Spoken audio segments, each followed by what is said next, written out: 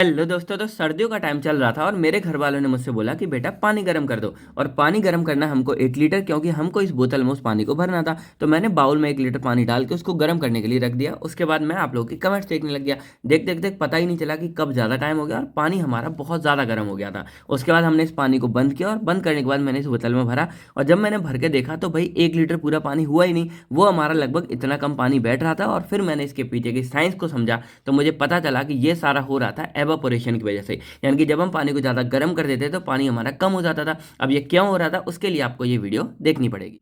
Hello दोस्तों, कैसा आप सभी लोग। आई होप आप सभी लोग बहुत बहुत अच्छे होंगे। तो मेरा नाम है आकाश कुमार और स्वागत करता हूं मैं आप सभी के अपने चैनल केयर बेल फार्मा में। तो हमारा जो है फार्मास्यूटिकल इंजीनियरिंग सब्जेक्ट चल रहा था और उसकी यूनिट सेकंड को हम लोग देख रहे थे। अब यूनिट सेकंड में टोटल हमारे 3 चैप्टर आते हैं। अब इन 3 चैप्टर में जो हमारा पहला चैप्टर था हीट ट्रांसफर वाला, उसको हम ऑलरेडी कवर कर चुके हैं। आप लोग को यहाँ पे दिख रहा होगा, इसको जाके आप चेकआउट कर सकते हो, कंप्लीटली कवर है। अब आज की इस वीडियो में हम लोग बेसिकली इसके आगे के जो दोनों चैप्टर हैं एवापोरेशन एंड डिस्टिलेशन, दोनों के बारे में डिटेल्स में अच्छे से बात करने वाले हैं। और ये वीडियो हमारी एक वन शॉट वीडियो है। इसका मतलब क्या है कि आपको ये दोनों चैप्टर एक ही वीडियो में देखने को मिल जाएंगे। ये तो सबसे पहले हम बात करें एवापोरेशन के बारे में। उससे पहले अगर आप लोग इसकी डेफिनेशन पता है तो भाई कमेंट करके फटाफट जो है मार दो, ठीक है।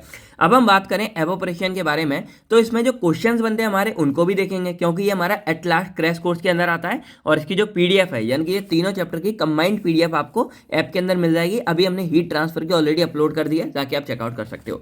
तो इसमें हमारा पहला क्वेश्चन बनता है डिफाइन एंड क्लासिफाई एवापोरेशन, की एवापोरेशन क्या कैसे होता है, and right a short note on objective and factor affecting evaporation. क्या एवापोरेशन को कौन कौन से मतलब फायदे क्या, एप्लीकेशन क्या है और क्या क्या नुकसान, मतलब कौन कौन से फैक्टर है जो एवापोरेशन को अफेक्ट कर सकते हैं, यानी कि कम या ज्यादा कर सकते हैं। सिंपली अगर एवापोरेशन के बारे में बात करें तो ये एक हमारी प्रोसेस होती है जिसमें क्या होता है कि हमारा जो लिक्विड है ना वो वेपर्स में या फिर गैस में कन्वर्ट हो जाता है। अब भाई बहुत सिंपल है, आप लोगों ने पानी गर्म तो किया होगा। तो जब आप पानी गर्म करने के लिए रखते हो तो मान लो एक आपने बर्तन में पानी गर्म के लिए रखा, तो जब पानी गर्म हो रहा होगा ना तो कुछ टाइम बाद क्या देखने को मिलता है कि पानी धीरे धीरे ऊपर की जो लेयर है ना, ऐसे जैसे आग लगी हो ना इस तरह हो जाता है, हमारा थोड़ा फुदकने लगता है। और अगर कुछ टाइम बाद देखोगे यही हमारा वेपर्स में कन्वर्ट हो जाता है और ऊपर को उड़ने लगता है।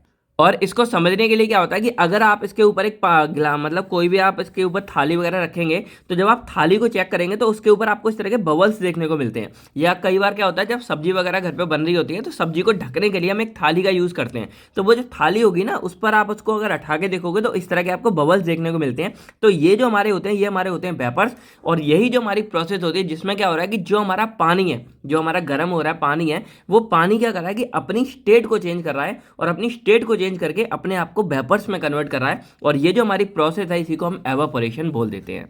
इसके अलावा इसको हम जो है वेपराइजेशन भी बोलते हैं, क्योंकि देखो यहाँ पे एट लास्ट में क्या हो रहा है कि जो हमारे लिक्विड है वो हमारा वेपर्स में कन्वर्ट हो रहा है। तो इसीलिए ये हमारी प्रोसेस क्या है जिसमें वेपर्स बन रहे हैं, इसीलिए इस प्रोसेस को वेपराइजेशन भी हम बोल देते हैं।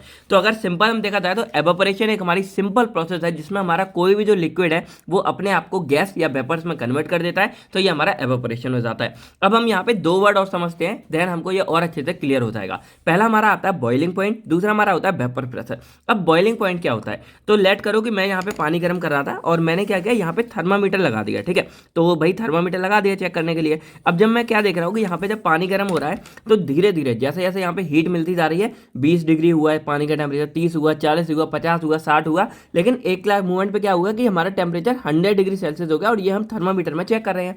लेकिन अब क्या हो रहा है कि हीट यहाँ से कंटिन्यूस प्रोवाइड हो रही है, लेकिन उसके बावजूद हमारा जो पानी है वो 100 डिग्री से ऊपर नहीं जा रहा है। तो यहाँ पे एक्चुअल में क्या हो रहा है कि अब जो हमारा पानी है वो अपने आप को गर्म करने के बजाय अपनी स्टेट को चेंज कर रहा है। यानी कि यही हमारा एवापोरेशन और ये हमारा बॉइलिंग पॉइंट से क्या समझ आ रहा है कि बॉइलिंग पॉइंट एक हमारा ऐसा टेम्परेचर होता है कि उस टेम्परेचर में पहुंचने के बाद जो भी हमारा लिक्विड होगा वो अपनी स्टेट को चेंज कर लेगा। अब स्टेट क्या होती है, तो स्टेट आप लोग जानते हो कि नॉर्मली हमारी 3 होती है। एक हमारा होता है सॉलिड, जो आपको ये पेन वगैरह हो गया, ठोस हो गया कुछ भी। एक हमारा होता है लिक्विड, जो पानी वगैरह आपने देखा होगा। और एक हमारा होता है गैस या वेपर्स बोल देते हैं। तो इन वेपर्स के बारे में हम लोग बात कर रहे हैं। बाकी जो स्प्रे आते हैं, ड्यू आते हैं, एरोसेल्स आते हैं, ये सब क्या है हमारे गैसेस के अंदर आ जाते हैं। तो 3 स्टेट होते हैं। तो यहाँ पे क्या हो रहा है कि जब कोई भी लिक्विड हम गर्म कर रहे हैं तो जब वो अपने बॉइलिंग पॉइंट तक पहुंचता है, जैसे पानी का हमारा 100 डिग्री सेल्सियस होता है, तो जैसे ही पानी का टेम्परेचर 100 डिग्री पे पहुंचेगा, वो उसके बाद अपना टेम्परेचर बढ़ाएगा नहीं, बल्कि क्या करेगा, वो अपने आप की स्टेट को चेंज कर देगा, और जो पानी हमारा लिक्विड में था वो लिक्विड से हमारा गैस में, यानी कि लिक्विड से गैस में कन्वर्ट होना शुरू हो जाएगा। तो ये हमारा एवापोरेशन है, और एवापोरेशन होने में हमारा बॉइलिंग पॉइंट का बहुत बड़ा रोल है, क्योंकि जब बॉइलिंग पॉइंट तक पानी गर्म होता है, बॉइलिंग पॉइंट के बाद जाके वो अपनी स्टेट को कन्वर्ट करके एवापोरेशन प्रोसेस को परफॉर्म करता है। तो वेपर प्रेशर के बारे में हम आगे बात करेंगे। अब सिंपली हम यहाँ पे बॉइलिंग पॉइंट समझ गए, और इसी पर डिपेंड होता है हमारा एवापोरेशन, यानी कि जब कोई भी लिक्विड इस पे पहुंचेगा देन उसके बाद वो अपने स्टेट को चेंज करना शुरू कर देता है। बाकी हर बार देखो ऐसा नहीं होता, आप लोग देख रहे होंगे कि रूम टेम्परेचर पे कई बार हमने जैसे गिलास में पानी भर के रख दिया, तो उसके बावजूद भी क्या होता है कि पानी हमारा उड़ने लगता है। तो ये सारी बातें आपको आगे पता चलेंगी। तो सिंपल अगर हम बात करें तो एवापोरेशन एक हमारी प्रोसेस है जिसमें कोई भी हमारा लिक्विड है वो वेपर्स में कन्वर्ट हो जाएगा बाय यूजिंग हीट। इसमें हम हीट का इस्तेमाल करते हैं, और इसको हम इस तरह भी बोल सकते हैं, it is a process in which involve the removal of solvent from a solution, suspension और फ्रॉम अ सरफेस।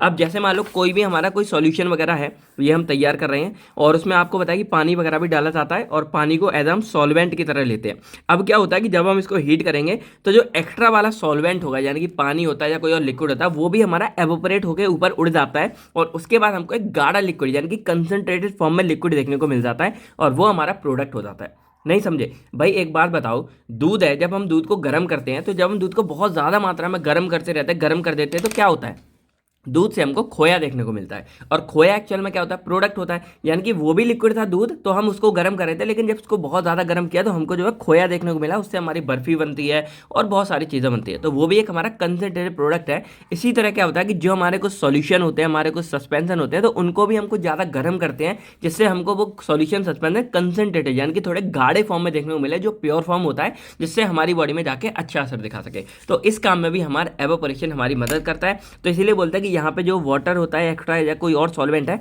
उसको रिमूव करने में भी हम इस एवापोरेशन का इस्तेमाल करते हैं। और कोई भी अगर सरफेस है, कहीं पे पानी वगैरह फैला हुआ है, तो वो तो हमारा उड़ ही जाता है, ये तो आपको पता ही है। तो ये सिंपल एवापोरेशन हो गया। आई होप अब तो आपके दिमाग में अच्छे से बैठ गया होगा। इसके अलावा ये हमारे फार्मास्यूटिकल इंडस्ट्री में काफ़ी ज़्यादा इस्तेमाल किया जाता है। बाकी अब हम बात करें इसके कुछ ऑब्जेक्टिव्स के बारे में।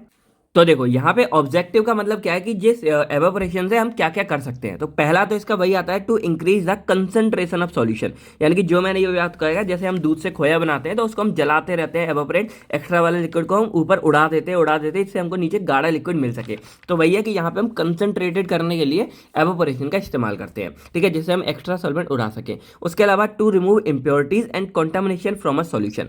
अब मान लो कोई भी सॉल्यूशन वगैरह में कोई इंप्योरिटी ऐड हो गया, कुछ और सब्सटेंस ऐड हो गया, अब जैसे पानी के साथ कुछ एसीटोन ऐड हो गया, हमको अगर केवल पानी चाहिए तो हम उसको उड़ा सकते हैं इसी एवापोरेशन की मदद से। तो ये प्योरिफिकेशन वगैरह में इसका इस्तेमाल करते हैं। इनको जब आगे जाके और अच्छे से आपको समझ आएगा। इसके अलावा कोई हमको ड्राइंग करनी है, तो ये तो हमको पता है कि जैसे कपड़े वगैरह भी सूखते हैं, तो कपड़े में पानी होता है, जिस वजह से कपड़े गीले होते हैं। जब हम उसको एवापोरेट, यानी कि जब ऊपर से सन गिरता है, यानी कि सूरज की किरणें हमारी ऊपर से आती हैं, तो वो कपड़े के ऊपर गिर के क्या करती हैं, कपड़े के अंदर का जो पानी होता है उसको एवापोरेट कर देती है, उसको उड़ा देती हैं। इस वजह से क्या होता है कि हमारे कपड़े सूखने लग जाते हैं, और कपड़े सूखने के बाद क्या होगा कि हमारे कपड़े मतलब मेनली सूख के मॉइस्चर सारा रिमूव हो जाता है। तो ये हम एवापोरेशन की वजह से कर सकते हैं। इसके बाद जो हमारे बाकी के एपीआई वगैरह होते हैं, जिसमें हम टैबलेट बनानी हो, कैप्सूल बनानी हो, बाकी फॉर्मुलेट बनानी हो, उन सब में जो हमारा मेन एपीआई है उसको हम कंसंट्रेटेड कर सकते हैं, यानी कि उसके अंदर का जो एक्स्ट्रा पानी वगैरह है उसको रिमूव कर सकते हैं, उसको सुखा सकते हैं, ड्राई कर सकते हैं, क्योंकि टैबलेट कैप्सूल ये मोस्टली हमारे सब सूखे हुए होते हैं। उसके बाद जो हमारा पानी है, to remove water from aqua solution. कोई हमारा सॉल्यूशन हमने बनाया जिसमें हमें पानी का इस्तेमाल करना पड़ा, अब हम चाहते हैं कि पानी हमारा थोड़ा कम हो जाए, तो हम यहाँ पे इस एवापोरेशन का इस्तेमाल कर सकते हैं। उसके बाद अगर कोई सब्सटेंस है उसको हम रिड्यूस कर सकते हैं उसके वेट को। अब देखो ये तो आपको पता ही है कि कोई भी हमारा ऑब्जेक्ट है, सब्सटेंस है, कपड़े ही ले लो, तो वो गीले हमारे भारी होते हैं, हल्के हमारे मतलब जो सूख जाते हैं तो हल्के हो जाते हैं, क्योंकि गीली एक बाल्टी उठाओगे भाई बहुत ज़्यादा भारी लगती है। तो यहाँ पे क्या हो जाता है कि हम उसको एवोपरेट करके, यानी कि पानी को उड़ा के हम उसका सुखा के उस सब्सटेंस के वेट को कम कर सकते हैं, तो उसमें इसका इस्तेमाल होता है। इसके अलावा अदर देखा जाए तो बेस्ट वाटर ट्रीटमेंट हो गया, इंटरमीडिएट जो हमारे उनको ड्राई करने के लिए, केमिकल्स को प्योरीफाई करने के लिए, इन सब में हम जो है अपने इस एवोपरेशन का इस्तेमाल करते हैं।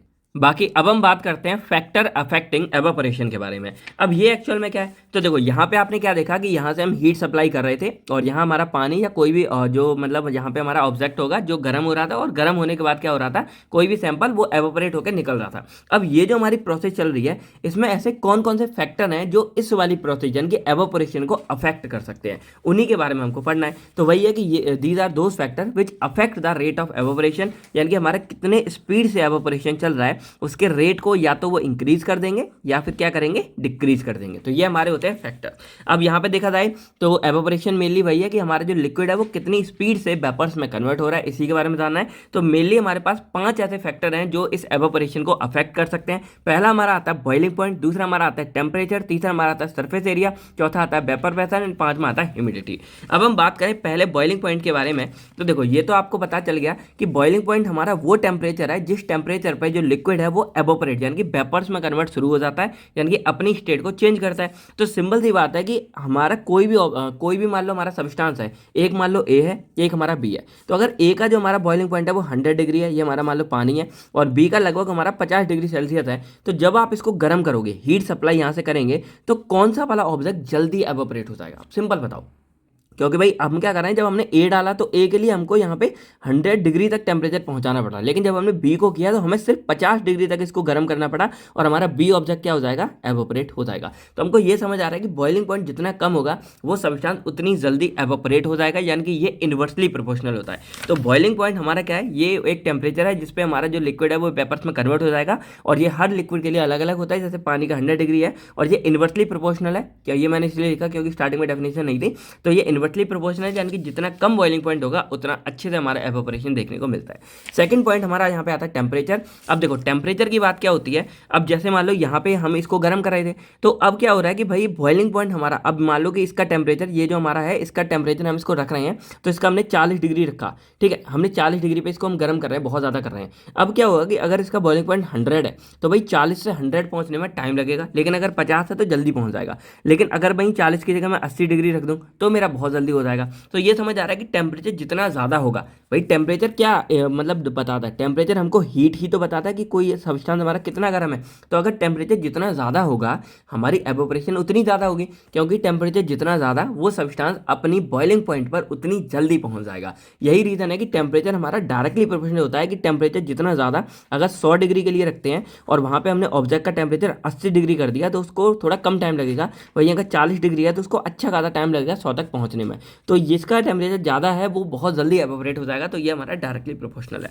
थर्ड हमारा होता है सरफेस एरिया वाला। अब देखो सरफेस एरिया भी हमारा डायरेक्टली प्रोपोर्शनल होता है। इसके पीछे रीजन क्या है, अब मान लो कि मुझे इस वाले जो हमारा ये लिक्विड है इसको एवोपरेट करना है, और एक मेरे पास लिक्विड है ये जिसको मुझे एवोपरेट करना है। अब जब मैं हीट सप्लाई कर रहा हूँ तो पहले क्या हो रहा है, इतने एरिया में हीट हो रही है, और जो हमारा ये होता है एवोपरेशन वो एक सरफेस फिनोमेना है। यानी कि पहले क्या होगा कि आपको पता है लिक्विड हमने कन्वेक्शन हीट ट्रांसफर में पढ़ा था कि हमारे जो ऊपर के पार्टिकल हैं ये पहले गर्म होंगे और इसके बाद ये हमारे एवोपरेट होना शुरू होंगे। अब क्या होगा कि यहाँ पे ये कम एवोपरेट हो पा रहा है, इतना एरिया हो पा रहा है, लेकिन जब यहाँ से क्या है, यहाँ से लेके यहाँ तक इसको इतना एरिया मिल रहा है, तो इसमें हमारे ज़्यादा जो पार्टिकल है वो जल्दी एवोपरेट हो पाएंगे, तो इसमें जो हमारा रेट ऑफ एवोपरेशन है वो हमारा ज़्यादा होगा। तो हमको ये समझ आ रहा है कि सरफेस एरिया जितना ज़्यादा होगा हमारा रेट ऑफ एवोपरेशन उतना ज़्यादा होगा। तो ये भी हमारा क्या है, डायरेक्टली प्रोपोर्शनल हो जाता है। तो अब हम नेक्स्ट अगर बात करें वेपर प्रेशर के बारे में, तो अब इसको आपको समझना जरूरी है। देखो वेपर प्रेशर एक्चुअल में क्या होता है, जैसे यहाँ से हमने इस हीट को अप्लाई किया, और हीट को अप्लाई करने के बाद ये जो हमारे लिक्विड हैं ये क्या कर रहे हैं, ये वेपर्स में कन्वर्ट हो रहे हैं। तो अब ये जो हमारे वेपर्स बन रहे हैं ना भाई, ये भी कुछ ना कुछ अपना प्रेशर क्रिएट करते हैं। भाई कोई भी चीज़ है, चाहे वो हवा हो, चाहे पेन हो, चाहे उंगली हाथ हो,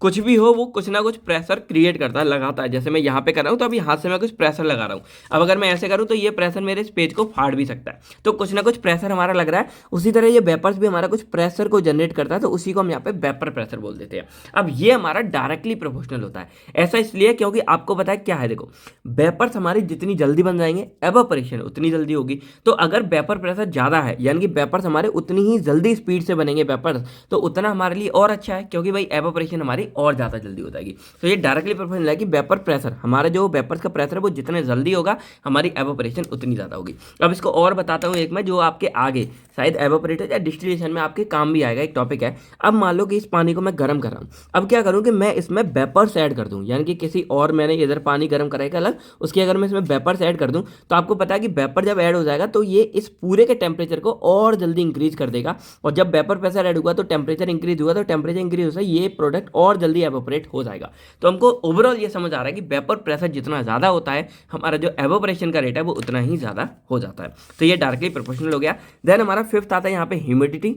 अब देखो ह्यूमिडिटी को ऐसे समझो, अब ह्यूमिडिटी क्या होता है, आप लोग जो एनवायरनमेंट में हवा ले रहे हो तो जो हमारी हवा होती है ना, एयर होती है, तो एयर के अंदर ना हमारे पानी के कुछ छोटे छोटे मॉलिक्यूल्स ट्रैप हो जाते हैं, यानी कि फंस जाते हैं। और ये जो पानी के अंदर हमारी जो हवा एयर के जो छोटी छोटी बॉल्स होंगी, एयर के हवा के अंदर जो पानी भर जाएगा, इसी को हम यहाँ पे ह्यूमिडिटी बोलते हैं। अब ये ना सर्दियों के टाइम बहुत ज़्यादा होती है, इसीलिए बोलते हैं कि उमस हो रही है। उमस क्यों होती है, क्योंकि हमको सांस लेनी है तो हमको क्लीन हवा चाहिए, साफ हवा चाहिए। लेकिन जब पानी जो हमारी हवा है उसके अंदर जब पानी फंस गया, ट्रैप हो गया, तो हम साफ हवा नहीं ले पाते, इसलिए हमको एकदम ह्यूमिडिटी हो जाती है। कई बार ये एसी वगैरह उन सब में भी हो जाती है, तो इसीलिए ये हमारी ह्यूमिडिटी होती है। अब देखो सिंपल, अगर मान लो ये इसको मैं गर्म कर रहा हूँ और इसके ऊपर यहाँ कुछ पानी के जो बूंद हैं, जो हमारी हवा की बूंद है जिसमें पानी भरा हुआ है, ह्यूमिडिटी ज़्यादा है, तो अगर मैं इसको गर्म करता हूँ, पहले मान लो मैं ऊपर सन है, हमारा सूरज है जो इस पानी को गर्म कर रहा है, तो पहले जो सूरज है वो इन वाली लेयर के अंदर का पानी को एवोपरेट करेगा, देन जाके वो इसको एवोपरेट करेगा। तो यहाँ पे क्या हुआ कि रेट ऑफ एवोपरेशन जो हमारा एवोपरेशन हो रहा है उसमें एक बैरियर लग गया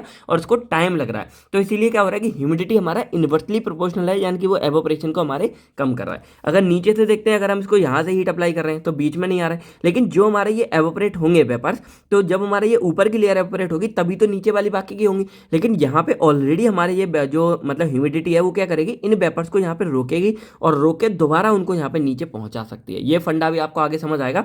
तो यहाँ पे क्या हो रहा है कि ह्यूमिडिटी ओवरऑल क्या कर रही है, हमारी एवोपरेशन के रेट को कम कर रही है। तो ये हमारी क्या हो जाएगी, इन्वर्सली प्रोपोर्शनल हो जाएगी। और लास्ट हमारी यहाँ पे आती है विंड स्पीड। तो विंड स्पीड क्या होती है कि हमारी जो नॉर्मली हवा चल रही है वो कितनी है। तो अब देखो, मान लो कहीं पे ह्यूमिडिटी है या कुछ भी हमारा बैरियर लगा है, अगर मान लो हमारी हवा चलती है यहाँ से, तो अगर हवा चलेगी तो वो इसके ऊपर के पूरे एरिया को यहाँ से क्लीन कर देगी, और जब ऊपर के पूरे एरिया क्लीन हो जाएगा तो हमारा एवोपरेशन का जो रेट है वो यहाँ पे बढ़ जाएगा। और मान लो वेपर्स भी हमारे बन रहे हैं, तो मान लो इसके वेपर्स बने, ये हमारा नया है, इसके वेपर्स बने और इसको हवा उड़ा के ले गई, वेपर्स बनी, तो यहाँ पे फिर एरिया क्लीन हो गया, तो हमारे वेपर्स और जल्दी जल्दी बनेंगे। तो हमको ये समझ आ रहा है कि जो विंड स्पीड है वो डायरेक्टली प्रोपोर्शनल है एवोपरेशन के। जितनी ज़्यादा हवा चलेगी यहाँ से वो उतनी जल्दी हमारे ऊपर का एरिया क्लीन होगा और हमारी एवोपरेशन रेट बढ़ जाएगा। तो एवोपरेशन डायरेक्टली प्रोपोर्शनल है विंड स्पीड पे।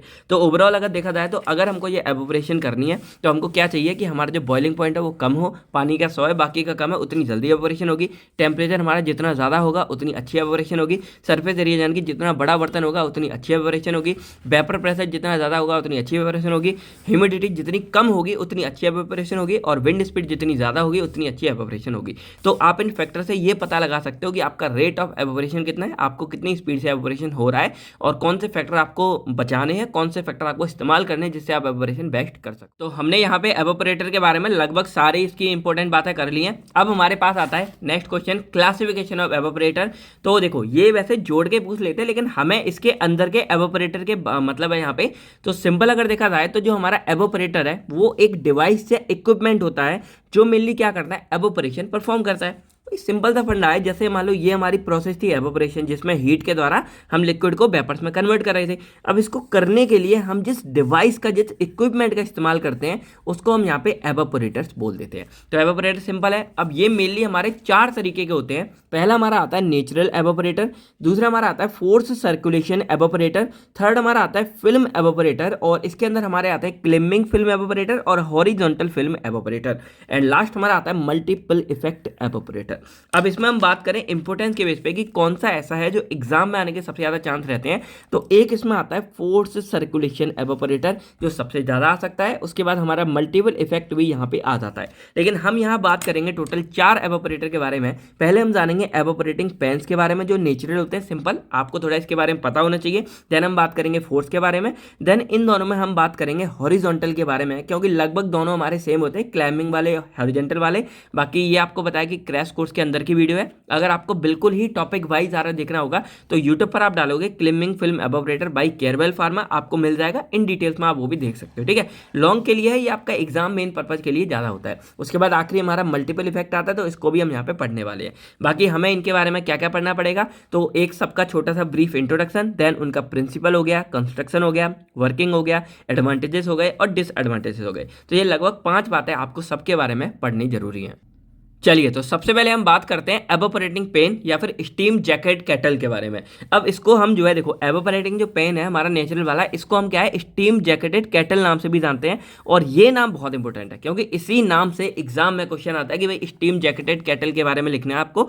अब देखो लगभग ये जो बातें आप पढ़ोगे ये सारे एवापोरेटर में सेम होने वाली है, बस जो डिफरेंस मिलेगा वो आपको इनके डायग्राम, इनके कंस्ट्रक्शन में देखने को मिलेगा, बाकी लगभग सारा कुछ आपको सेम देखने को मिलेगा। तो पहले हम सिंपल बात करें कि क्या होता है। तो एवापोरेटिंग पेन या स्टीम जैकेट केटल एक नेचुरल एवापोरेटर है जो हमारे फार्मास्यूटिकल या केमिकल इंडस्ट्री में इस्तेमाल किया जाता है एवापोरेशन के लिए। देखो ये तो सभी में आप खुद भी बना के आ सकते हो कि ये हमारा एवापोरेशन में इस्तेमाल किया जाता है। बाकी प्रिंसिपल देखा जाए तो वही है सिंपल, कि ये जो हमारा इक्विपमेंट है ये वेस्ट होता है प्रिंसिपल ऑफ एवापोरेशन में, यानी कि ये एवापोरेशन के प्रिंसिपल पे बेस्ड है, जिसमें हम एक हॉट स्टीम को पास करते हैं या हॉट लिक्विड को पास करते हैं, जिससे हमारा जो ठंडा वाला लिक्विड है वो अपनी हीट को एब्जॉर्ब करके अपने आप को एवापोरेट करता है। नहीं समझे? चलो ये मैं आपको समझा देता हूँ अच्छे से देन, क्योंकि ये सभी में लगभग सेम होने वाला है।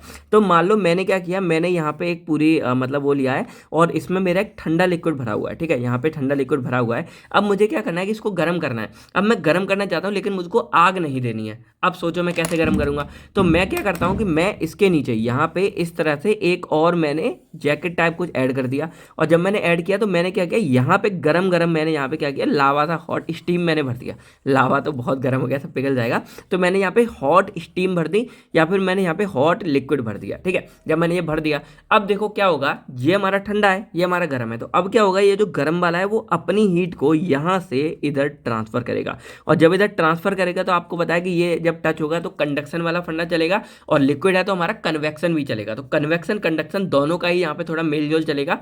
और यहाँ से क्या होगा कि ये हीट इधर जाना शुरू हो जाएगी, और यहाँ से हमारा ये लिक्विड जाएगा गर्म वाला, और इधर से हीट को देता जाएगा और इधर से वापस निकल जाएगा। तो इस तरह ये हमारा नया फ्रेश गर्म आएगा, यहाँ से चला जाएगा। इस तरह ये गर्म लिक्विड हमारे यहाँ पे ट्रैवल करता रहेगा, और जो ठंडा लिक्विड है वो अपने आप को इसी से गर्म करना शुरू कर देगा। और जब वो यहाँ पे गर्म होगा तो आपको पता है कि जब ये अपने टेम्परेचर तक पहुंचेगा, यानी कि ज़्यादा गर्म हो जाएगा, तो इसके जो ऊपर वाली लेयर है वो क्या करेगी, वो अपने आप को एवापोरेट करना शुरू कर देगी। और धीरे धीरे ये एक सरफेस फिनोमिना होता है, आपको पता होगा। तो धीरे धीरे हमारा जो यहाँ से लिक्विड है वो उड़ना शुरू हो जाएगा और एवापोरेट होना शुरू हो जाएगा। तो इस तरह हमारा जो एवापोरेटर्स है वो यहाँ पे काम करते हैं। और ये हमारा जो मेन था वो था एवापोरेटिंग पेन, यानी कि यहाँ पे भी हमारे दो लिक्विड का इस्तेमाल हो रहा है। एक हमारा हॉट स्टीम या हॉट लिक्विड है, और ये हमारा सैंपल है जिसको हमें एवापोरेट करना है, ये हमारा ठंडा है। यहाँ से हम लिक्विड डालेंगे, अपनी हीट को वो इधर देगा, और इधर दे के ये वाला लिक्विड है ये गर्म होगा ठंडा वाला, और ये अपने आप को एवापोरेट करके कंसंट्रेटेड फॉर्म में हो जाता है। तो इस तरह हमारे ये काम करते हैं, और ये लगभग सभी में काम करते हैं। तो आपको ये समझना ज़्यादा जरूरी था।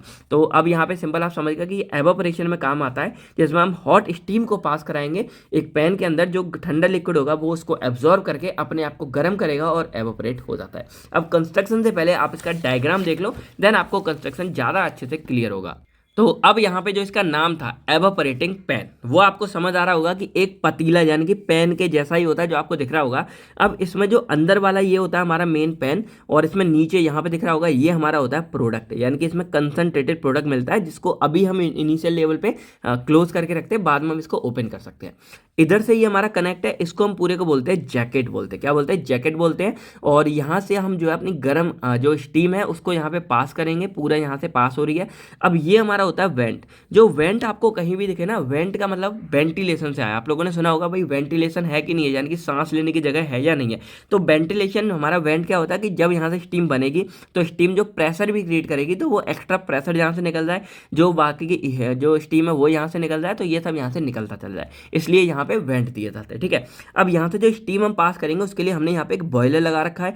बॉयलर हमारा आपको पता है पानी गर्म करने वाला होता है, जैसे आपके घरों के अंदर जो नहाने वाले आपके लगे होते हैं हॉट मतलब जो गीजर आपके लगे होते हैं उनको हम बॉयलर भी बोलते हैं। तो वो यहाँ से गर्म करते हैं। ठीक है, इधर हमने लगा रखा है प्रेशर गॉज, ये आपके प्रेशर को चेक करेगा कि कितने प्रेशर की आप स्टीम दे रहे हो, यानी कि कितना टेम्परेचर आपको मेंटेन करके रखना है। तो ये पूरा कंस्ट्रक्शन समझ गए, यानी कि एक एवापोरेटिंग पैन है, प्रोडक्ट इधर मतलब एक आउटलेट है प्रोडक्ट के लिए, और यहाँ स्टीम का इनलेट है, स्टीम का यहाँ आउटलेट है, और ये हमारा कंडेंसेंट है। ठीक है, तो ये सब आप यहाँ समझ गए, एक बॉयलर ये सब है। अब इसी को यहाँ पे देखो जो लिखा है ना वही यहाँ पे आपको लिखना है। It consist of a hemisphere pan, ये मैं अभी आपको इसमें बता रहा हूँ, आगे आप खुद मुझसे कर लेना, जो या तो हमारा कॉपर का बना होगा या स्टेनलेस स्टील का बना होगा। ये जो पेन है वो नीचे से हमारे एक ट्यूब के द्वारा कनेक्ट होगा और वो ट्यूब हमारा कॉपर का बना होगा, क्योंकि कॉपर एक गुड कंडक्टर ऑफ इलेक्ट्रिसिटी होता है। और इसी जो कॉपर बना होगा इसको हम जैकेट बोलते हैं। अब देखो जो हमारा ये नीचे का पाइप है जो हमारा गर्म लेगा, यहाँ पे गर्म स्टीम लेगा, इसको हम जैकेट बोलते हैं। जो हमारा पेन है हेमिस्फीयर, इसको हम कैटल बोलते हैं। और यहाँ पे हम पास करते हैं स्टीम, इसीलिए इस पूरे का नाम हमारा होता है स्टीम जैकेट कैटल,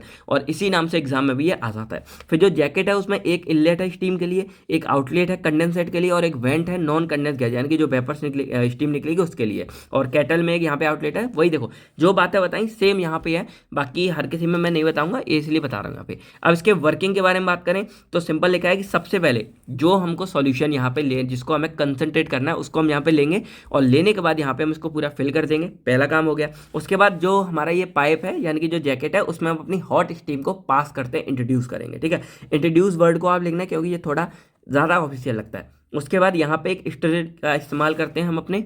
अब जब आपने कन्वेक्शन पढ़ा होगा लिक्विड में तो आपने पढ़ा होगा कि जैसे यहाँ का जो पानी गर्म होगा वो हमारा ऊपर चला जाता है देन नीचे, तो इसको फास्ट करने के लिए हम इसको थोड़ा ऐसा है मिक्स भी कर सकते हैं। जब भी आप सब्जी कुछ बनाते हो तो आप उसको इस तरह से हिलाते भी जाते हो साथ के साथ, जिससे जो एक एरिया पर्टिकुलर है वो जले ना और पूरी सब्जी में बराबर गर्माहट पहुंचे, बराबर मात्रा में पके। उसी तरह हम यहाँ पे स्टर वगैरह का इस्तेमाल कर सकते हैं, क्योंकि जो हमारा सॉल्यूशन होगा वो जले ना, उसमें कोई खराबी ना है और हमारा अच्छे से पूरे में हीट अच्छे से डिस्ट्रीब्यूट हो सके। हर बार हम सिर्फ पानी को गर्म नहीं करते हैं, हमारे पास सॉल्यूशन, सैंपल, पेरेंटल प्रोडक्ट होते हैं, सिरप होते हैं, बहुत कुछ होते हैं जिसको हमें गर्म करना होता है, तो ये आप याद रखना। उसके बाद क्या होगा, जैसे ही देखो अब यहाँ से सिंपल समझ लो, ये हमने यहाँ पे अपना सॉल्यूशन भर दिया, अच्छे से भर दिया, ये हमारा भी क्लोज है। यहाँ से हम स्टीम को इंट्रोड्यूस करेंगे जो गर्म होगी और यहाँ कर देंगे। अब क्या होगा, जैसे यहाँ से स्टीम इंट्रोड्यूस करेगी, ये जो गर्म स्टीम है ये अपनी हीट को यहाँ से यहाँ पे ट्रांसफर करेगी, और जब ट्रांसफर करेगी तो यहाँ के जो हमारे सॉल्यूशन है ये क्या करेंगे, इस वाली स्टीम को अपने अंदर क्या करेंगे, एब्जॉर्ब करेंगे हीट को, और एब्जॉर्ब करके अपने आप को गर्म करेंगे, और गर्म करके वही कन्वेक्शन चलता रहेगा, ठंडा इधर आएगा, गर्म इधर आएगा, और करते करते एक बार में हमारे पूरा का पूरा जो लिक्विड है वो गर्म हो जाएगा, और गर्म होने के बाद देन वो वेपर्स में यानी कि एवोपरेट होना शुरू हो जाएगा, और ये एवोपरेट हमारा होना शुरू हो जाएगा। यही सिंपल प्रोसेस है। इसके बाद क्या होगा, जो स्टीम यहाँ से जा रही है, आपको पता है कि भाई स्टीम जब यहाँ से हीट को दे रही है तो जब गर्माहट दे रही है तो खुद भी तो ठंडी हो रही है ना भाई, और जब वो स्टीम हमारी ठंडी हो जाती है तो ठंडी, देखो स्टीम हमारा क्या है, जो हमारा लिक्विड है पानी है, पानी को जब हम गर्म करते हैं तो वो ऐसे वेपर्स में बन जाता है। अब क्या करूँ कि अगर मैं इन वेपर्स को पकड़ूँ और इनको मैं दोबारा ठंडा कर दूँ, कोल्ड कर दूँ, तो ये जो मेरे वेपर्स हैं ये दोबारा मेरे क्या हो जाएंगे, लिक्विड में कन्वर्ट हो जाएंगे। तो यहाँ पे हम क्या समझ रहे हैं कि अगर हम क्या करें, जब लिक्विड को हम गर्म करते हैं तो वो वेपर्स में कन्वर्ट हो जाते हैं, लेकिन अगर उन वेपर्स को हम दोबारा ठंडा करते हैं तो वो लिक्विड में दोबारा कंडेंस हो जाते हैं। तो जब ये वेपर्स हमारे लिक्विड में दोबारा जाते हैं तो इसको हम यहाँ पे कंडेंसेंट बोलते हैं, यानी कि ये हमारे क्या है, ठंडा जो स्टीम होकर आया है उसको हम कंडेंसेंट बोलते हैं, इस प्रोसेस को हम कंडेंसेशन बोलते हैं। तो यहाँ पे क्या होता है कि जब हमारा लिक्विड जो स्टीम है वो हमारी यहाँ जा रही है और यहाँ से हीट देने के बाद वो खुद को ठंडा करती जा रही है, तो वो यहाँ से नीचे से हमारी निकलती चली जाती है। जो एक्स्ट्रा स्टीम है वो हमारी इधर से निकल जाएगी और बाकी की स्टीम हमारी यहाँ से हॉट प्रोवाइड कर रही है। अब जो प्रोडक्ट है वो यहाँ पे एवोपरेट होना शुरू हो जाएगा, एवोपरेट होता रहेगा, जब वो डिजायर्ड लेवल तक पहुंचेगा, यानी कि जितना उसको एवोपरेट होना था, उसके बाद जो हमारा कंसंट्रेटेड प्रोडक्ट होगा वो यहाँ से नीचे जाके हम इधर से कलेक्ट कर लेते हैं। तो इस तरह हमारा पूरा एवोपरेटिंग पैड काम करता है। वही सब लिखा है, सैंपल एब्जॉर्ब करेगा हीट को जैकेट के द्वारा एक टेम्परेचर तक, उसके बाद वो एवोपरेट होना शुरू हो जाएगा।